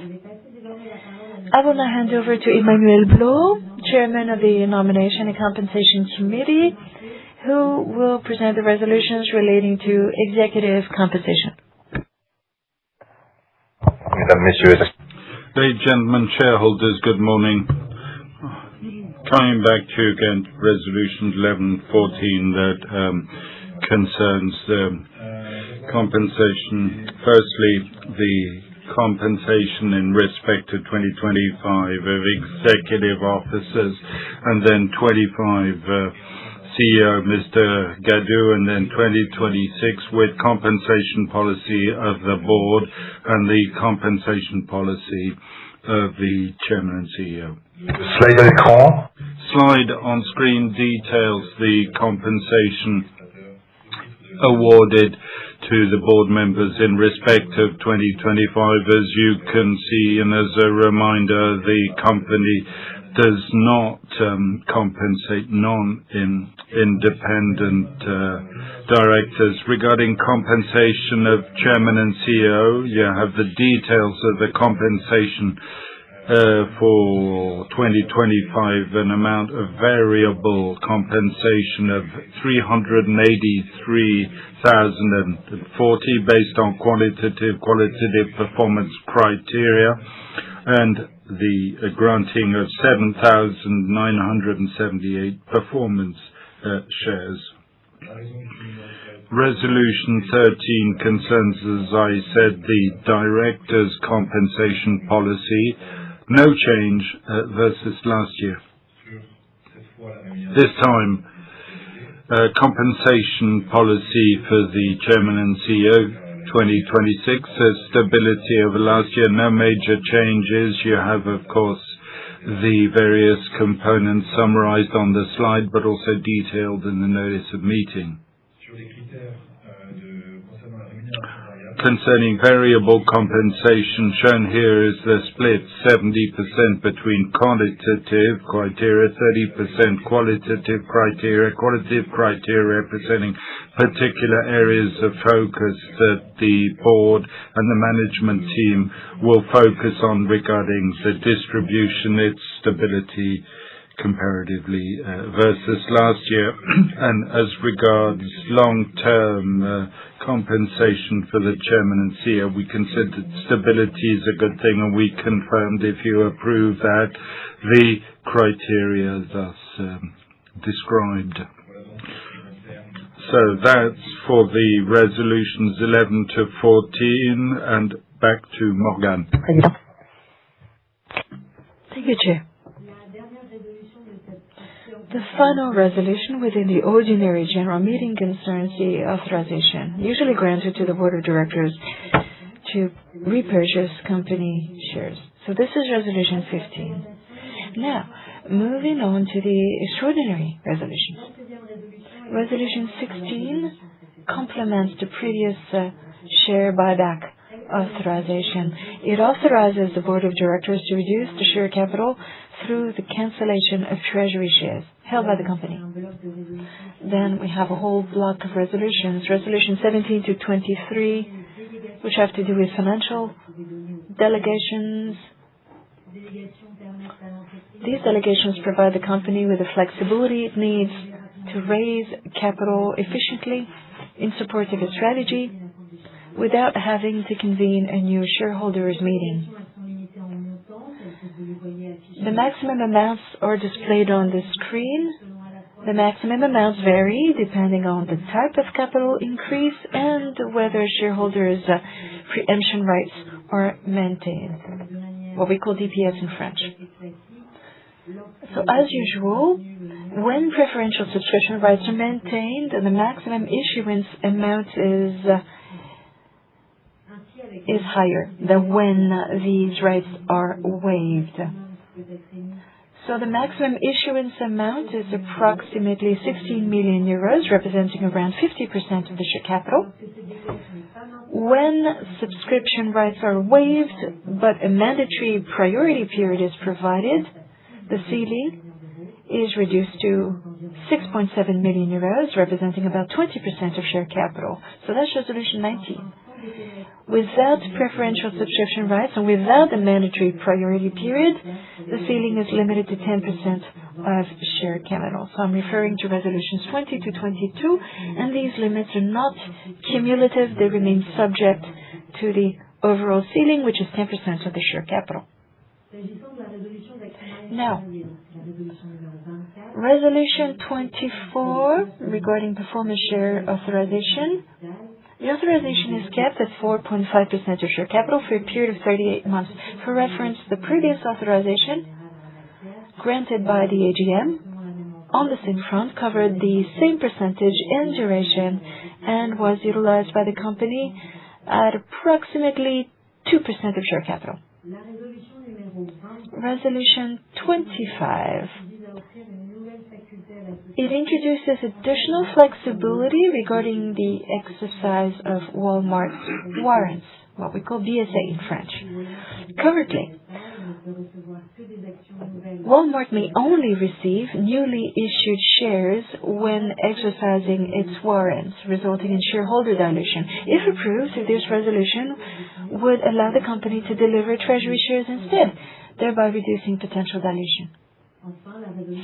Lastly, resolution 26, it proposes an amendment to the company's bylaws. The goal would be to provide greater flexibility regarding the duration of directors' mandates.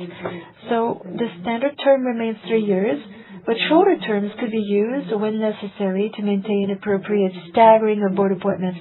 At present, the company has no immediate need to implement this flexibility, as board terms are already appropriately staggered, as you can see on the screen. Chair, this concludes the presentation of the resolution submitted for shareholder approval. Thank you, Morgane. Without further ado, we're going to open the Q&A session. You have the floor. Je vais essayer de vous observer Première question. Bonjour. First question. Good morning. I'm an individual shareholder. Since you concluded your contract with the warrants with Walmart, I was fortunate enough to hear you several times on the business radio, and I say that you advertise on the BFM radio network, which is very relevant, but they forget certain times of the day that the SBF 120 comprises 120 stocks, that with the VU you're in the last stocks, and when we disseminate 115 or 113 stocks, well, we tend to forget the last ones. I think we need to remind that the SBF 120 comprises 120 stocks, isn't it? That's duly noted, that you don't always have time to listen to the network during the day. Now, I also listened on Bourse Bank, your intervention, perhaps not the most recent one, but the one before that. And I put myself in the shoes of the prospects, and in what you said, well, Q4 increased revenue by 50%, and another point you say outlook for next year increased revenue to grow by 20%. The prospects did their maths and said we're going from plus 50 to plus 20. That means minus 30, and the share price plummeted. They forgot that after that you said that the profits were going to grow. Well, the explanation, I've known you for some 3 years now, I've understood it as I explained then. I think that the key point is that you have two activities. You have an activity initially of placing labels at cost price of a label is quite high. So for stores, when you got thousands, obviously initial revenue is quite considerable, but you have competitors who simply make do with those labels and don't go any further. And then, of course, in that activity, you have to have very small profits. And then you have all your tech expertise to make a major contribution to store management. And that's a totally different activity. And I think that's what didn't fully come through or come out in that message. You know, in all businesses, the big problem we have is that when we're addressing professionals, well, we're readily understood, and in that message, I think it was more destined to store professionals than prospects. And I go to some 20 listed companies, and when I have occasion to talk about you, and that's quite often, well, they just note the idea of your declining revenue. So there you have it. I just wanted to give you some advice to improve things in the communicating in the future. Well, thank you for that. And you must always repeat. It's the number one rule in messaging, repetition, to be understood. People don't just listen to Vusion, especially when BFM radio forgets us at the list of the BF 120. I'll make sure with Loïc, our head of communications, that they're made aware of that. And of course, we have to make sure they look at the figures, because our revenue isn't declining. It's been increasing by 30% per annum for some 15 years. I mean, it posted extraordinary growth last. We continue to grow this year by 15-20% a year, and we're confident regarding the midterm growth outlook. So Vusion is a growth company. It may happen that the growth rate isn't always the same, but overall it's a growth company that's set to continue to grow. But thanks for that advice, and we'll never be overly helped and assisted in terms of communication. Thank you. I'm sometimes said that I'm too bold sometimes, that I tend to err on the side of caution. I try to find the right balance. Next question, please.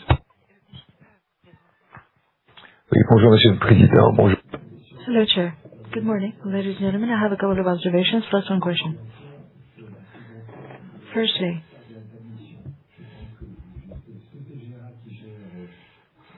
I believe it is Société Générale that manages relations with shareholders.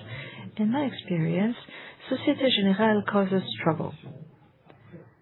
I often get the documents after the AGM. I never have these problems when investor relations are organized by a different bank. It might be a good idea to maybe use a different provider so that we're not kept waiting at the door for 15 minutes. Now, IFRS standards and adjusted standards. Why make your lives complicated if it makes no difference? Why not stick to IFRS? Why the readjustments to the figures? And why bother explaining the switch from one to the other? People will get used to IFRS. Why are you making your lives harder and shareholders' lives as well? Second question. Walmart is a major contributor to your revenue and your profit. I understand that the contract ends in 2027. What will happen then? I know that Walmart has made significant investments. What will happen in 2027? Will they go it alone, or have they invested so much time and experience into using your tools that they're going to stick around? Also, Walmart will get shares, but what will the share price be? Also, you talked about the contract with Carrefour over a 3-year term. What will happen in 3 years' time? Will Carrefour continue without you once they have acquired that experience and taken possession of the equipment? So, what is the level of continuity for these contracts, which drive major business at first, but what about next steps? Thank you. Thank you, sir, for your questions. Regarding IFRS standards, Thierry can take this one. For starters, I agree with you.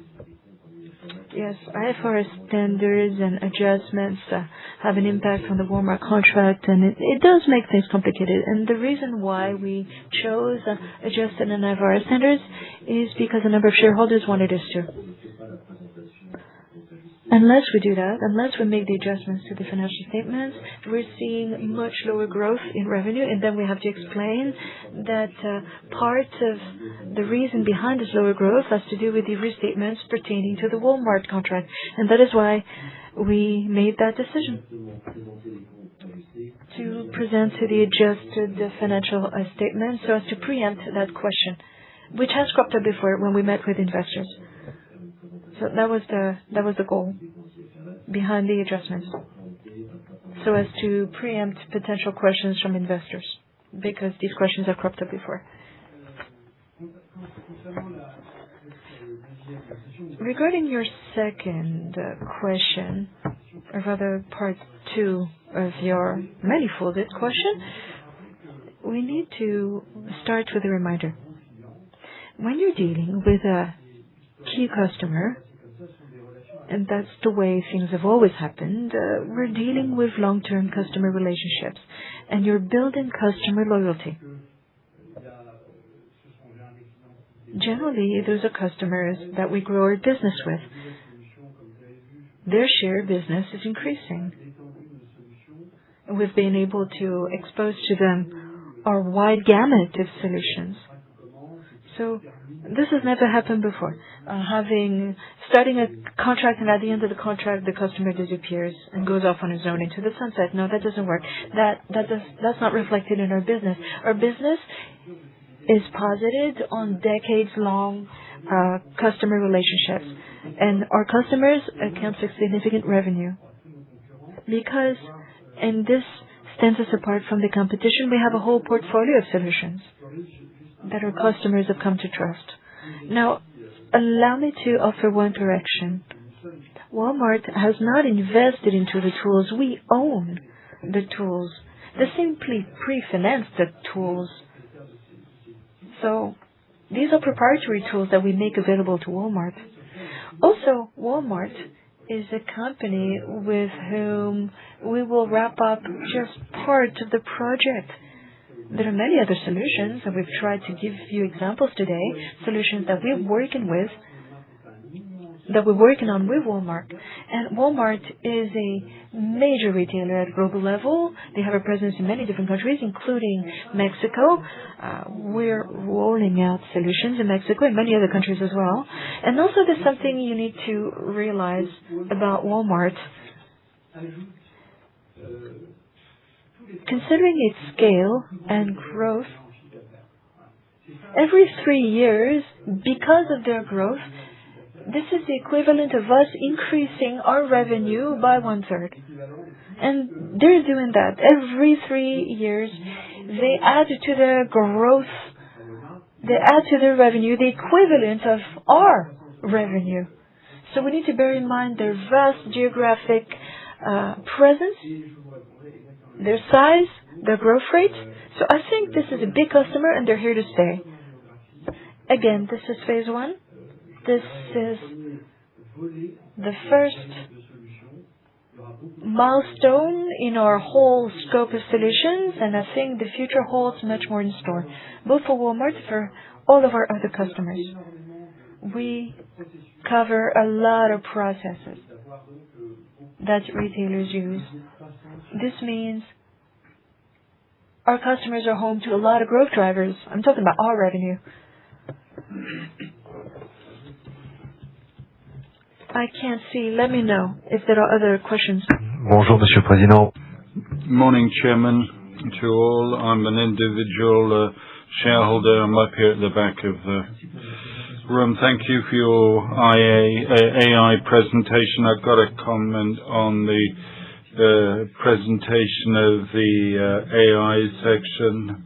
Distinguishes AI perception, AI generative AI, and agentic and physical AI. My question focuses on agentic AI. Could you give us some tangible examples as AI powered? Thanks. Well, perhaps ask Jean-Baptiste if he's with us to discuss. That's a very good question because a term that's increasingly used as AI covers different realities. Yes, excellent question. Thanks. So around agentic AI, what we're beginning to look at is identify the use cases, several types of AI.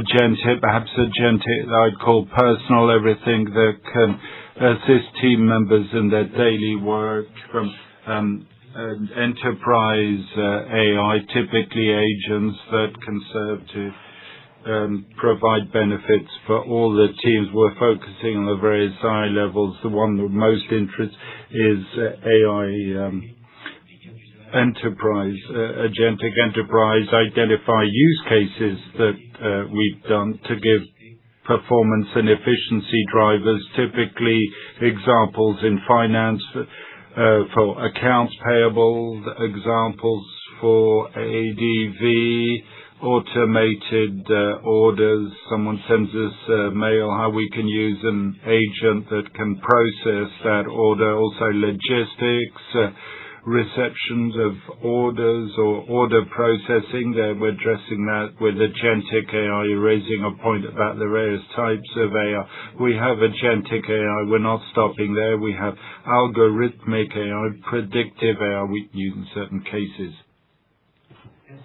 Thank you. And then, of course, there's our role serving the use of AI by our customers, because AI without data is not much use. And so having stores with a lot of real-time data, signals and data, that was clearly illustrated today. Well, we're driving the large language model used by our clients to develop agents that automate processes and can process incidents, anomalies a lot faster. AI, I mean, we're not specifically in there, but AI is going to be at the heart of business operations and solutions, and it's also our case.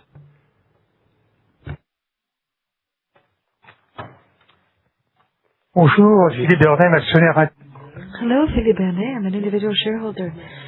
Your performance in North America and in Europe is outstanding. Have you taken an interest in Asia, New Zealand, and such countries? The answer is yes. Obviously, we are taking a look at those regions.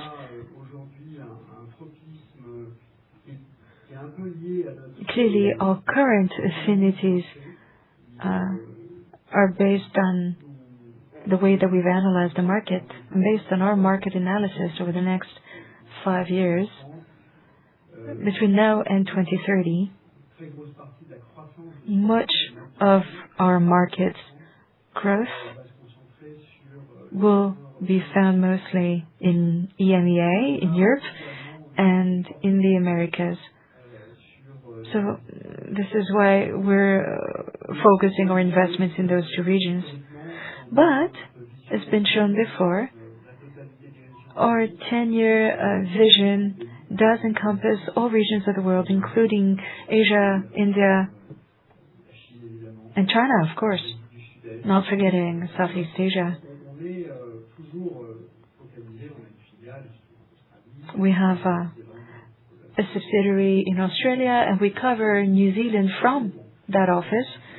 We have an affiliate in Singapore as well. Pierre Lemour talked about that this morning. It just got off the plane. He came all this way to present the figures to you. So yeah, all of those regions are on our radar. But we will strengthen our focus on those regions in the upcoming years. We'll continue to focus on Europe, but also the Middle East, North America, etc. Micro. Oui. Je pas bien l'ordre des levées de main, donc I can't see clearly people wanting to ask a question. Okay. Good morning, Thierry. I'm a loyal shareholder for 8 years, a total of 20 years. A personal note for Hélène Poir. We don't often meet people such as yourself in the community of business leaders. I'd like to thank you. We're going to miss you, and as a director, the worst time in the 2023 crisis, you acquired shares. That's a very courageous science that shareholders very much appreciate. Thank you, Hélène. It was in 2023. 2023, yes. I'm younger and my memory sometimes fails me. So, a question, Thierry, on the Captana model that remains really one of the pillars of future development over and above hardware. Can the chair of the company say a word about development models that will link Vusion to its customers? This is just one possible model depending on the clients, the customers, and the continents, or will it be adapted depending on the retailer? To make sure I understand the question, when you say model, you're talking business model. Well, you're referring to the business model over and above the sale of pure hardware. What comes after that? Because we readily understand that savings, efficiencies on stocking and refills will be considerable. No, there isn't just one model. There isn't just one single market or one type of client. What's very important to understand, Captana, generally speaking, and the AI vision will be one of the growth drivers for us, not just an engine in itself, but an enabler for developing many other offerings that are solutions that are emerging around this engine, because you've seen this in at least 2, if not 3 videos illustrated, all very recent, less than 3 months. You see how the fact that you have an eye in every shelf area will be key to optimize through AI to process these millions of signals, will be the heart of optimizing something that's the most central in commerce, which is the supply chain. And so AI cameras in the stores, the shelves is absolutely key. It's key for the merchant, for his partners managing his supply chain, and it's key for the brands, the major brands, the suppliers, and consequently, to answer your question, there'll be several types of models. There'll be models with retailers who opt to invest in their infrastructure and pay the service that delivers the value, that is the software, the AI to transform images into structured data, etc. So that's a model. There'll be models with customers, and that's going to happen very soon. He's saying, I'm not going to invest. I want to buy the output that when I have stock outs, if I'm consistent and compliant, that's what I'm going to buy. Don't want to invest in the hardware, want to acquire the data. Others, I'll just take those who'll say, and it's the heart of our partnership with Nielsen, I don't want to invest, I want to have the benefit.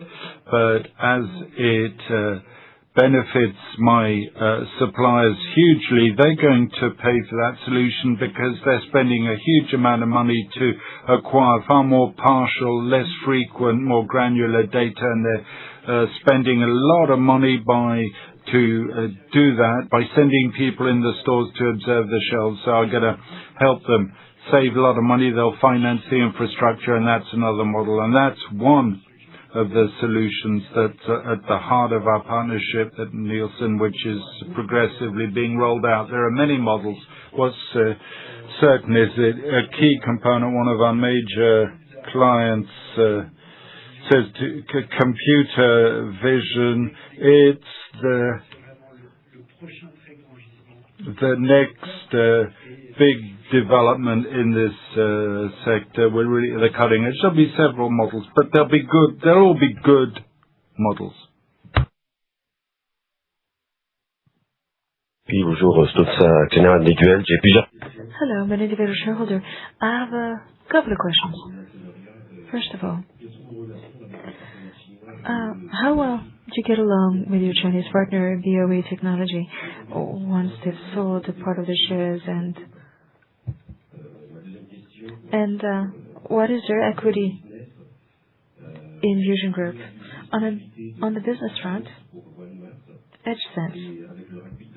How long is that and how long would those exclusive rights last regarding Walmart, and what can we expect in terms of revenue growth in that sector before others take over and take the lead? I have more questions. In terms of R&D, You just talked about Nielsen. Last year, you presented a very ambitious program called Memory, developed with Nielsen. So there's an R&D component. How soon do you believe sales can begin? The marketing phase, how soon do you think it can begin? Also, I noticed the IAS 21 line, 48.7 million euros, versus just a few dozen million euros in negative territory last year. Can you tell us more about that? Thank you.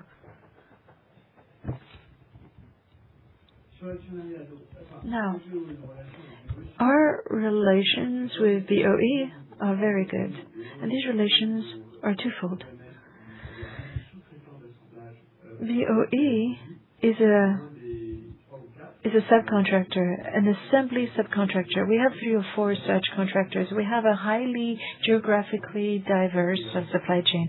We operate on every continent, including in China, Vietnam, and Mexico. So we have several partners. BOE is one of those partners, and we have an excellent relationship with them. And also, they are a shareholder, and they own 24% of Vusion Group. And that is why they have a seat on the board. So we have long-term and excellent relations with them. BOE is a long-term shareholder, as I said. Yes, their share of our capital has diminished, but we wanted it that way. In order to succeed in the U.S., we needed to alter the balance considering the current geopolitical tensions. We needed to tweak the balance, the breakdown of our share capital. It would have been very difficult to succeed in the U.S. if we had a Chinese majority shareholder. But this had zero impact on our relationship with the BOE. So like I said, this is a twofold relationship. But we do have a Chinese wall between the two. BOE is the biggest digital screen provider in the world. And their number 1 customer is Apple. So much for BOE. In terms of management, I really couldn't tell you. I mean, I'm sure they buy shares every day. Now, Cesium is a holding company that brings together both management and a lot of employees. A little less than 11% for Cesium. And then we may have individual holdings such as mine, but these figures have been made public. You can find them in the annual report. I don't know the details, so feel free to check the annual report. So about 15%, I would say, between management and employees. Because we have to factor in the employee share ownership program. So about 15%. That's the share capital. Regarding Nielsen and Memory. Now these 2 subject matters go hand in hand. So my answer is twofold. On the one hand, we do have R&D projects, and marketing of such projects has already begun. For example, the Fusion Line application that was presented last year, it keeps on evolving. There's a strong focus on developing this new platform. So like I said, marketing of such platform has already begun. And this is a major contributor to the quick growth in our value-added services alongside the Captana system and cloud technology. And in terms of Memory is one of the entities within the scope presented by Jérôme Emrid. So this includes Memory and Captana. So Vusion Intelligence, for those of you who are wondering, actually brings together all of those retail media, computer vision, and data analytics aspects. Now, in terms of IAS 21, we need to get back to the fundamentals of a contract with Walmart. Under this contract, Walmart commits to pre-finance the production lines in which we invest. So the cash is received by our American entity, which has a report with Walmart, but the investment is made by the head office in France, and they borrow dollars from their affiliate in the U.S. Obviously, this generates a currency impact. And IAS 21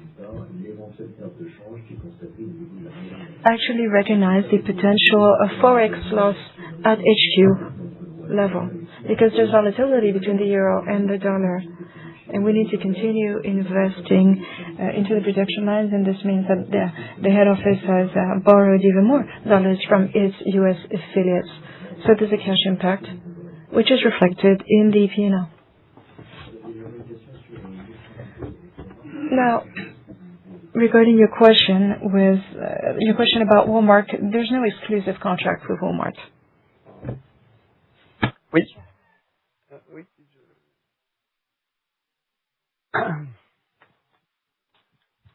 Oui, bonjour. Yes, good morning. A few years back, Amazon acquired a physical store chain. I think it was Whole Food. How's Amazon looking at your solution? Have they contacted you?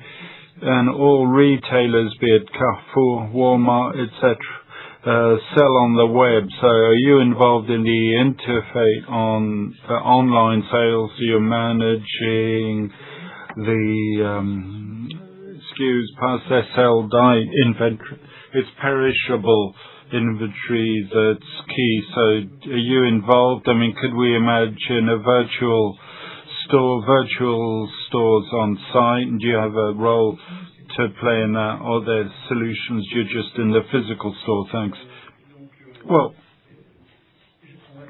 let's start with your first question. Amazon interested in our solutions. Well, Whole Foods was acquired by Amazon a few years back, and for the time being, they have not initiated any particular modernization that would use our solutions, but we have a great many stores under the Amazon brand, Amazon Fresh. I'll let Philippe speak to that because he's in charge of the Americas. Yeah, we have several banners. Yeah, we got several banners with Amazon Go, Amazon Fresh, Amazon 4 Stars, Amazon Books, and Vusion was been a long-term Amazon partner. Not in the Whole Foods chain. They're still on a quite analog digital model as it happens, but it's still on paper. And turning to your second question, so you'll have understood that one of our 4 pillars of solution is e-commerce, that is the web, to answer your question. But our specialty, as you'll have seen, orders that are made online on your mobile or your computer and delivered by the corner shop. I think that's going to be the future of commerce, and that's the growth driver of Walmart in the US. You've seen a figure that's striking. Walmart prepares 2 million orders a day in their stores, and over 36% Q1 are delivered in under 3 hours, and they want to put 95% of Americans within 3 hours of their store, or even 30 minutes from their store in their next program. So the commerce growth driver is e-commerce, but make no mistake about commerce. All of you here, you're going to increasingly order online, but it be increasingly delivered by the corner store. That we have a central role, can't be done without the digital transformation of stores. We have a central role in e-commerce as it happens. Yes, next question just behind you. Oui, bonjour. Je voulais savoir si vous pouvez avoir une action. I have a question. Shrinkage. Is there anything you can do to reduce theft? theft-induced shrinkage? Jerome looks like he wants to answer this one. Go ahead. Why don't you stand and answer? Hello. Well, retailers classify this in different ways. Do you mean theft, specifically? Well, we have computer vision systems, and as we deploy them, they do not look at systems or behavior, but they do look at products and execution. So theft is not something that we tackle via computer vision. Now, retailers look at the quality of inventory data. Now, there is such a thing as product breakage and product wastage because of products that are exceeding the sell-by dates. Now, reliability of inventory data in stores can actually help us. Thank you. Bonjour, Eric Vusion. Good morning. Individual shareholders, just three quick ones on my question. Picking up on what the gentleman said, I'd like to thank Madame Hélène Poir for this moment of emotion. This humanity is almost well-committed financial or general meeting. Second comment, I came on my bike. I almost died twice and run over 3 pedestrians. I'd prefer an AGM in downtown Paris next time, if that's at all possible. Third point, last year I ran the risk of not reading my question, and I saw afterwards that I got my millions and billions mixed up.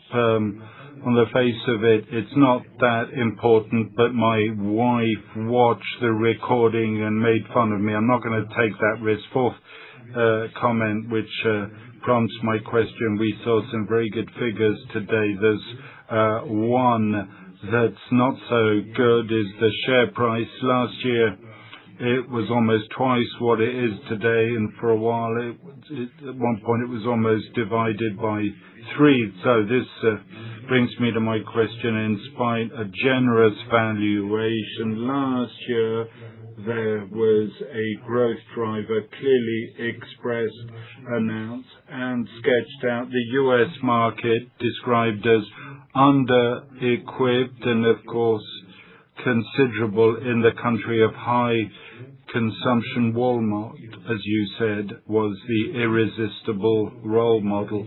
Since then, no contract's been announced. The number and size of pilots remains very vague, unfortunately. There's even going to be a reorg in your commercial structure in the U.S. Yes, I did my research work on that. So my question is simple. Do you still maintain your extraordinary ambitions on the U.S. market? And if yes, how much longer do we have to wait before at last receiving reassuring news about that market? Well, thank you, first of all, for your first comment. I'm sure that we'll try and take note of that point on the on cycling safety for next year. Share price, I won't discuss it. What I said last year, I believe I would confirm what I said. The potential of the U.S. market is immense, and it's certainly not the acceleration of the rollout and deployment of Walmart that will contradict that. Last year, the growth was driven by U.S. market. Even if Walmart is a model to be followed, nevertheless, the size of U.S. retailers is such that plans are complex. They take a while, and the Walmart results with our technology are recent. I remain, and indeed with Philippe, we remain absolutely convinced that the market is set to grow hugely, and store digitization, and we see that is at the heart of the U.S. retailers' priorities. And you'll see that. I can tell you is that our commercial pipeline is at its highest, notably in the U.S., extremely high. And as Philippe said earlier, when we set our ambition, we set ourselves an ambition back in 2022, almost 4 years ago, to deliver between 0.9 and 2 billion euros in 2027. And Philippe confirmed that ambition earlier. So, yeah, we must really look at the facts. The market, Walmart, is bigger than the others, but will drive the market forward, and the figures would tend to support our forecast. The U.S. is driving the group's growth and will continue to do so. I think I've covered your question.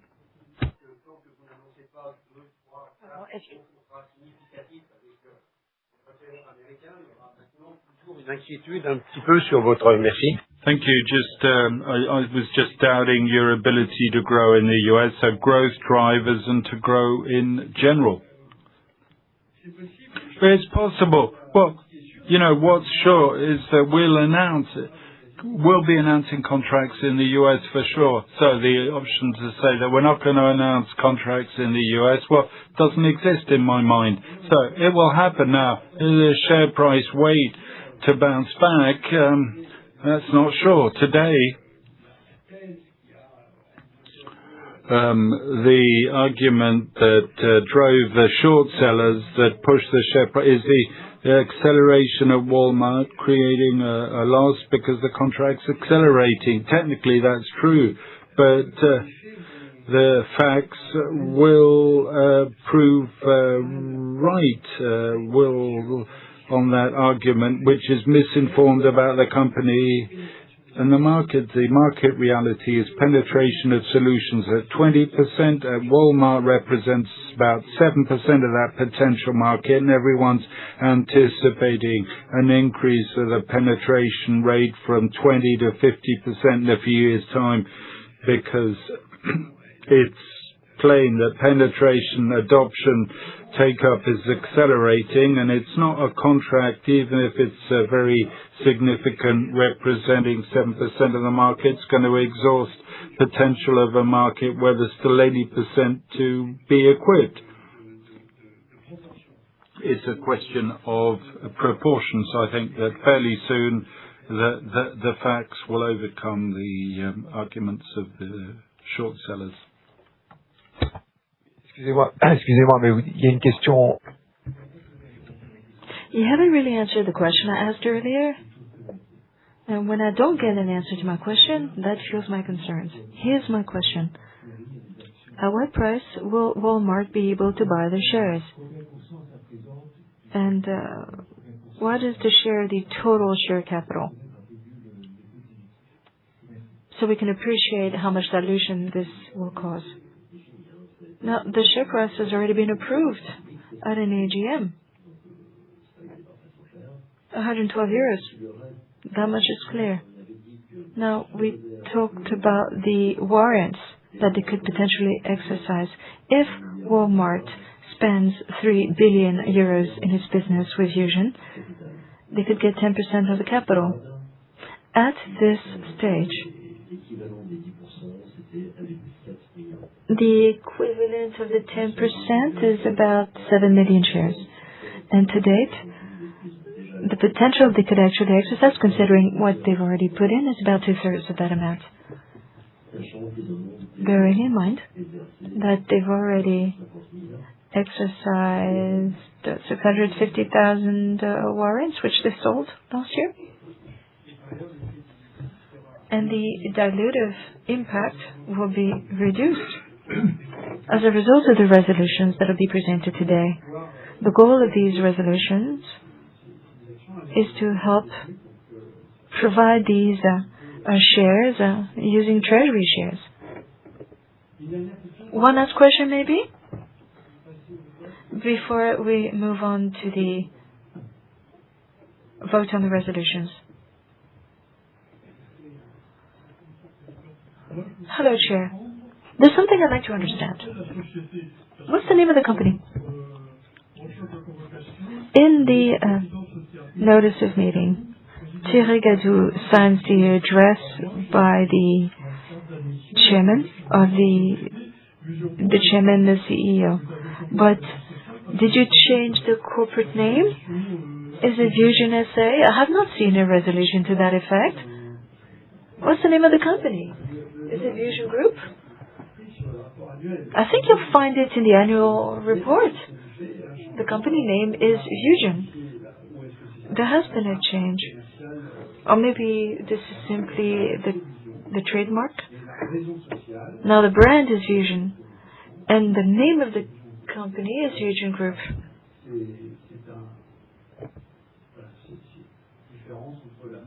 Just a slight difference between the brand, which is simpler to pronounce than the company name Vusion Group. I hope that answers your question.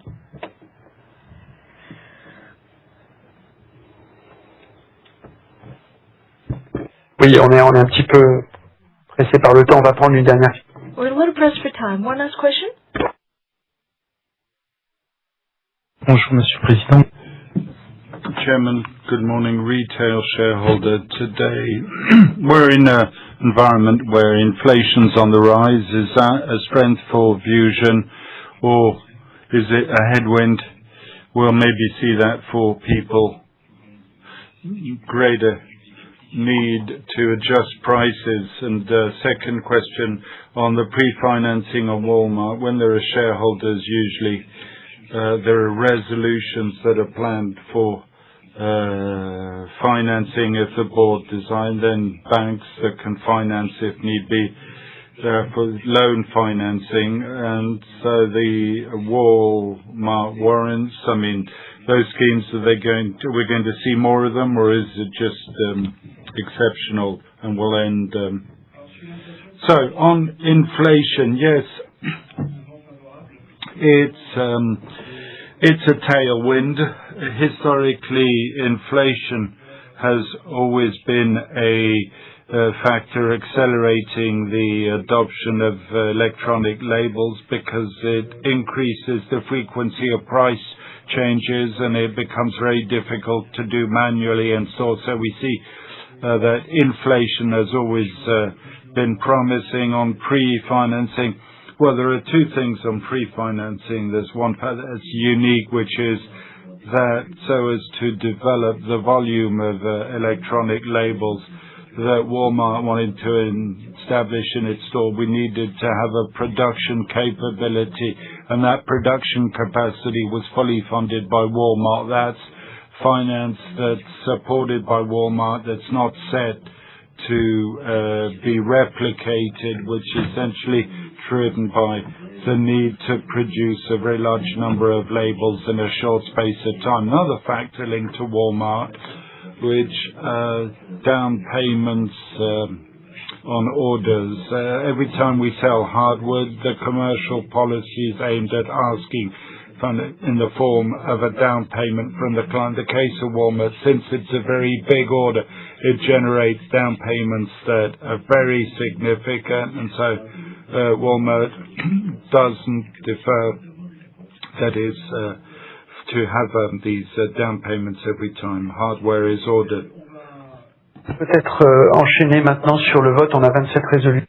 Thank you. Thierry, let's move on. A vote on the resolutions. We have 27 resolutions that we need to vote upon. Feel free to come and talk to us over lunch if you have additional questions. Handing over now to Morgane Lepoux. Thank you, Chair. The final quorum has now been established. Shareholders present, represented or voting by correspondence hold 12,535,853 shares, representing 75.37% of voting rights. We may, therefore, proceed with a vote on the resolutions. Before doing so, we'll show you a short film to explain how to use the electronic voting devices that were distributed to you upon arrival. Dear shareholders, The voting device entrusted to you is strictly personal.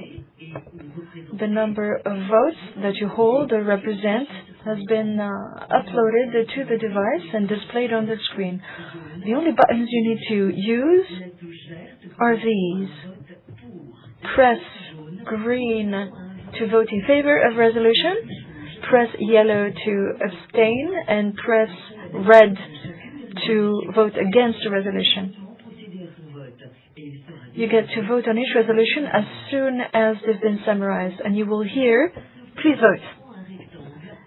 On the screen, you will see a rectangle that will show you how much time you have left. Once time has run out, you will hear, time's up. This means you can no longer vote. The results will be displayed on the screen a couple of seconds after the voting ends. During the vote, please turn off your cell phones and please return the voting devices as you exit this room.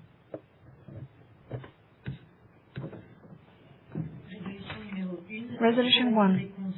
Approval of the parent company financial statements for fiscal 2025. Please vote.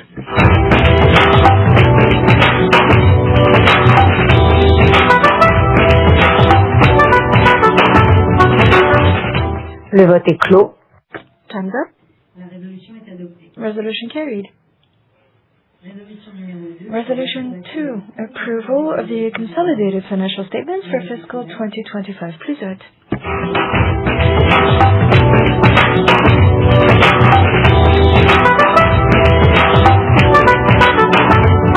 Le vote est clos. Time's up. Resolution carried. Resolution 3.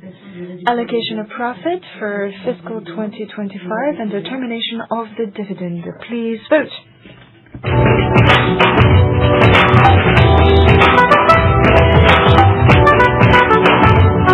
Le vote est clos. Time's up. Resolution carried. Resolution 4. Approval of 2 related party agreements. Please vote.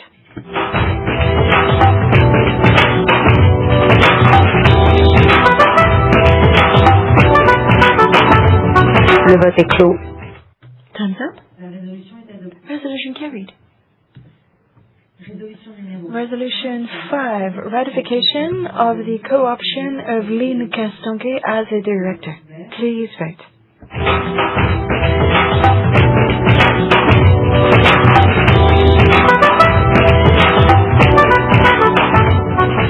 Le vote est clos. Time's up. Resolution carried. Resolution 6. Renewal of Lynn Castonguay's term of office as director. Please vote.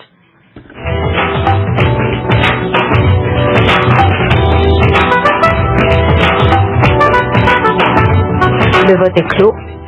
Time's up. Resolution carried. Resolution 7. Renewal of Thierry Gadou's term of office as director. Please vote.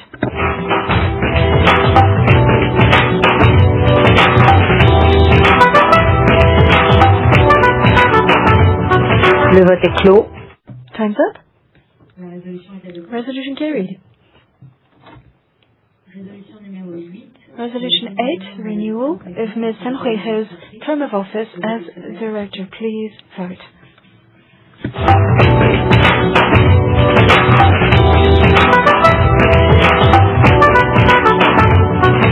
Le vote est clos. Time's up. Resolution carried. Resolution 9. Renewal of Mr. Peter Brabeck-Lemat's term of office as director. Please vote.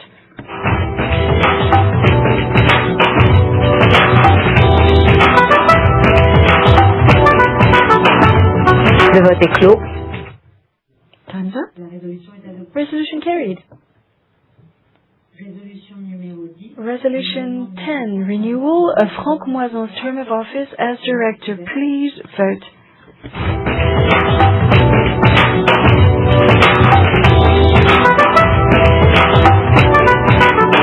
Le vote est clos. Time's up. Resolution carried. Resolution 11, approval of the information relating to corporate officers' compensation. Please vote.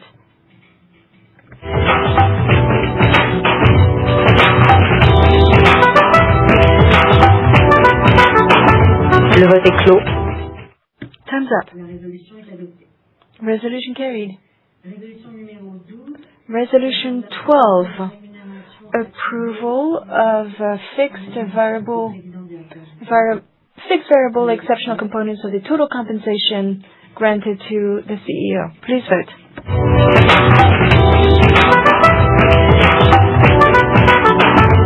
Le vote est clos. Time's up. Resolution carried. Resolution 13, approval of the director's remuneration policy for 2026. Please vote.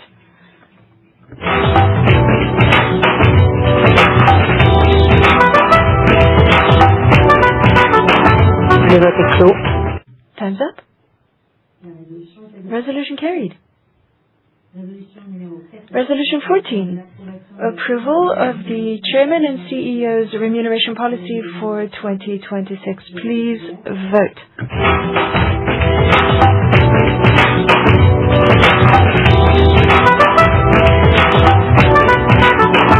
Le vote est clos. No more voting. Resolutions approved. Number 15, authorization granted to the board to trade in the company's shares. Vote now.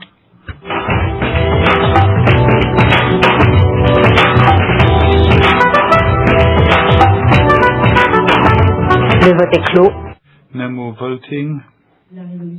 Resolutions approved. Resolution 16, authorization to reduce the share capital by cancelling treasury shares. Vote open.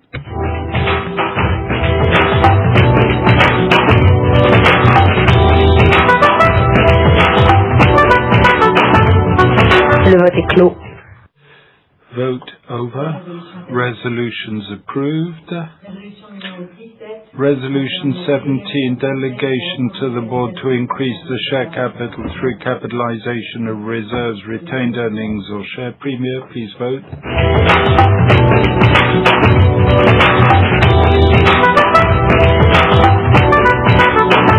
Le vote est clos. No more voting. Resolution is passed.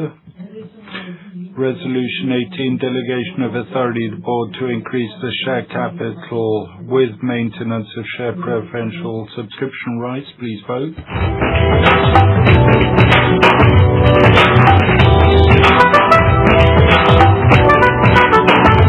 Le vote est clos. No more voting. Resolutions adopted. 19, delegation to the board to increase the share capital without PSR through public offer with a mandatory period of offering. Please vote.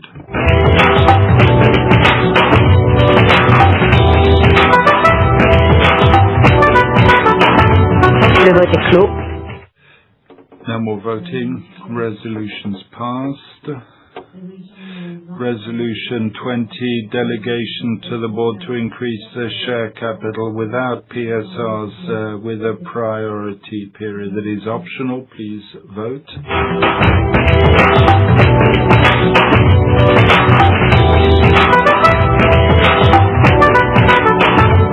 Le vote est clos. Vote over. Resolutions passed. Resolution 21, delegation to the board to increase the share capital without PSRs through private placement. Please vote.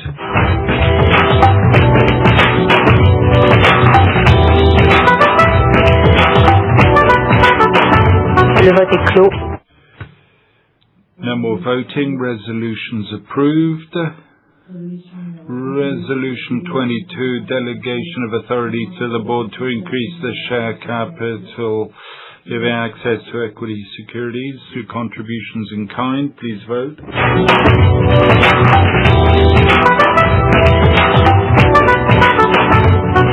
Le vote est clos.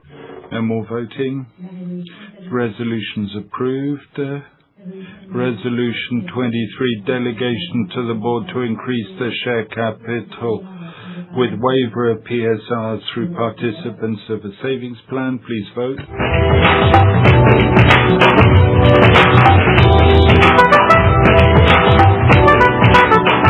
Le vote est clos.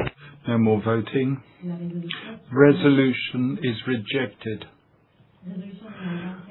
24, authorization to grant free existing or newly issued shares. Please vote.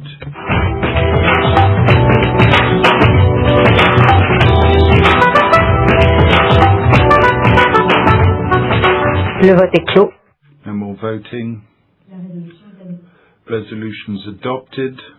Resolution 25, amendment of the terms of the warrants issued to Walmart to allow their exercise through the subscription in the event of exercise of those. Please vote.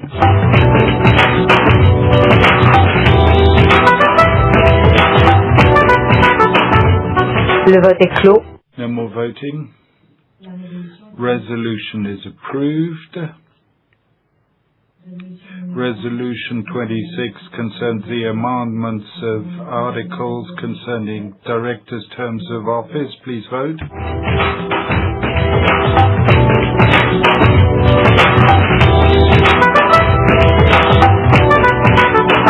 Le vote est clos. No more voting. Resolution is passed. And last resolution, 27, powers for formalities. Please vote.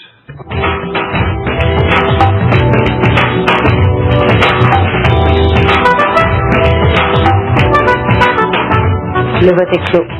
No more voting. Resolution is approved. Thank you. Thank you, Morgane. Thank you all for participating in our annual general meeting. Let me remind you the three main messages. 2025, an extraordinary year driven by innovation, industry-leading, outstanding operational execution, strong financial Second, we continue our journey of profitable growth in 2026, and the period ahead very attractive medium-term prospects for our group. Physical stores are returning to the center of omni-channel retail transformation, and Vusion is at the forefront of that transformation. And apologies because I made a huge blunder here. No, the coffee. Sorry. See you for those interested. I'd invite you to join us in 2 weeks' time at Viva Tech, Europe's leading tech event taking place here in Paris from June 17 to 20. It's an outstanding Viva Tech this year. It's the 10 years of Viva Tech, so there'll be great animation around technology, and we'll be at a very central stand presenting all our innovations that you've heard about today. And I look forward to welcoming you, and there'll be refreshments. Thank you all for your attention. Paris, Porte de Versailles, Paris Expo. Thank you.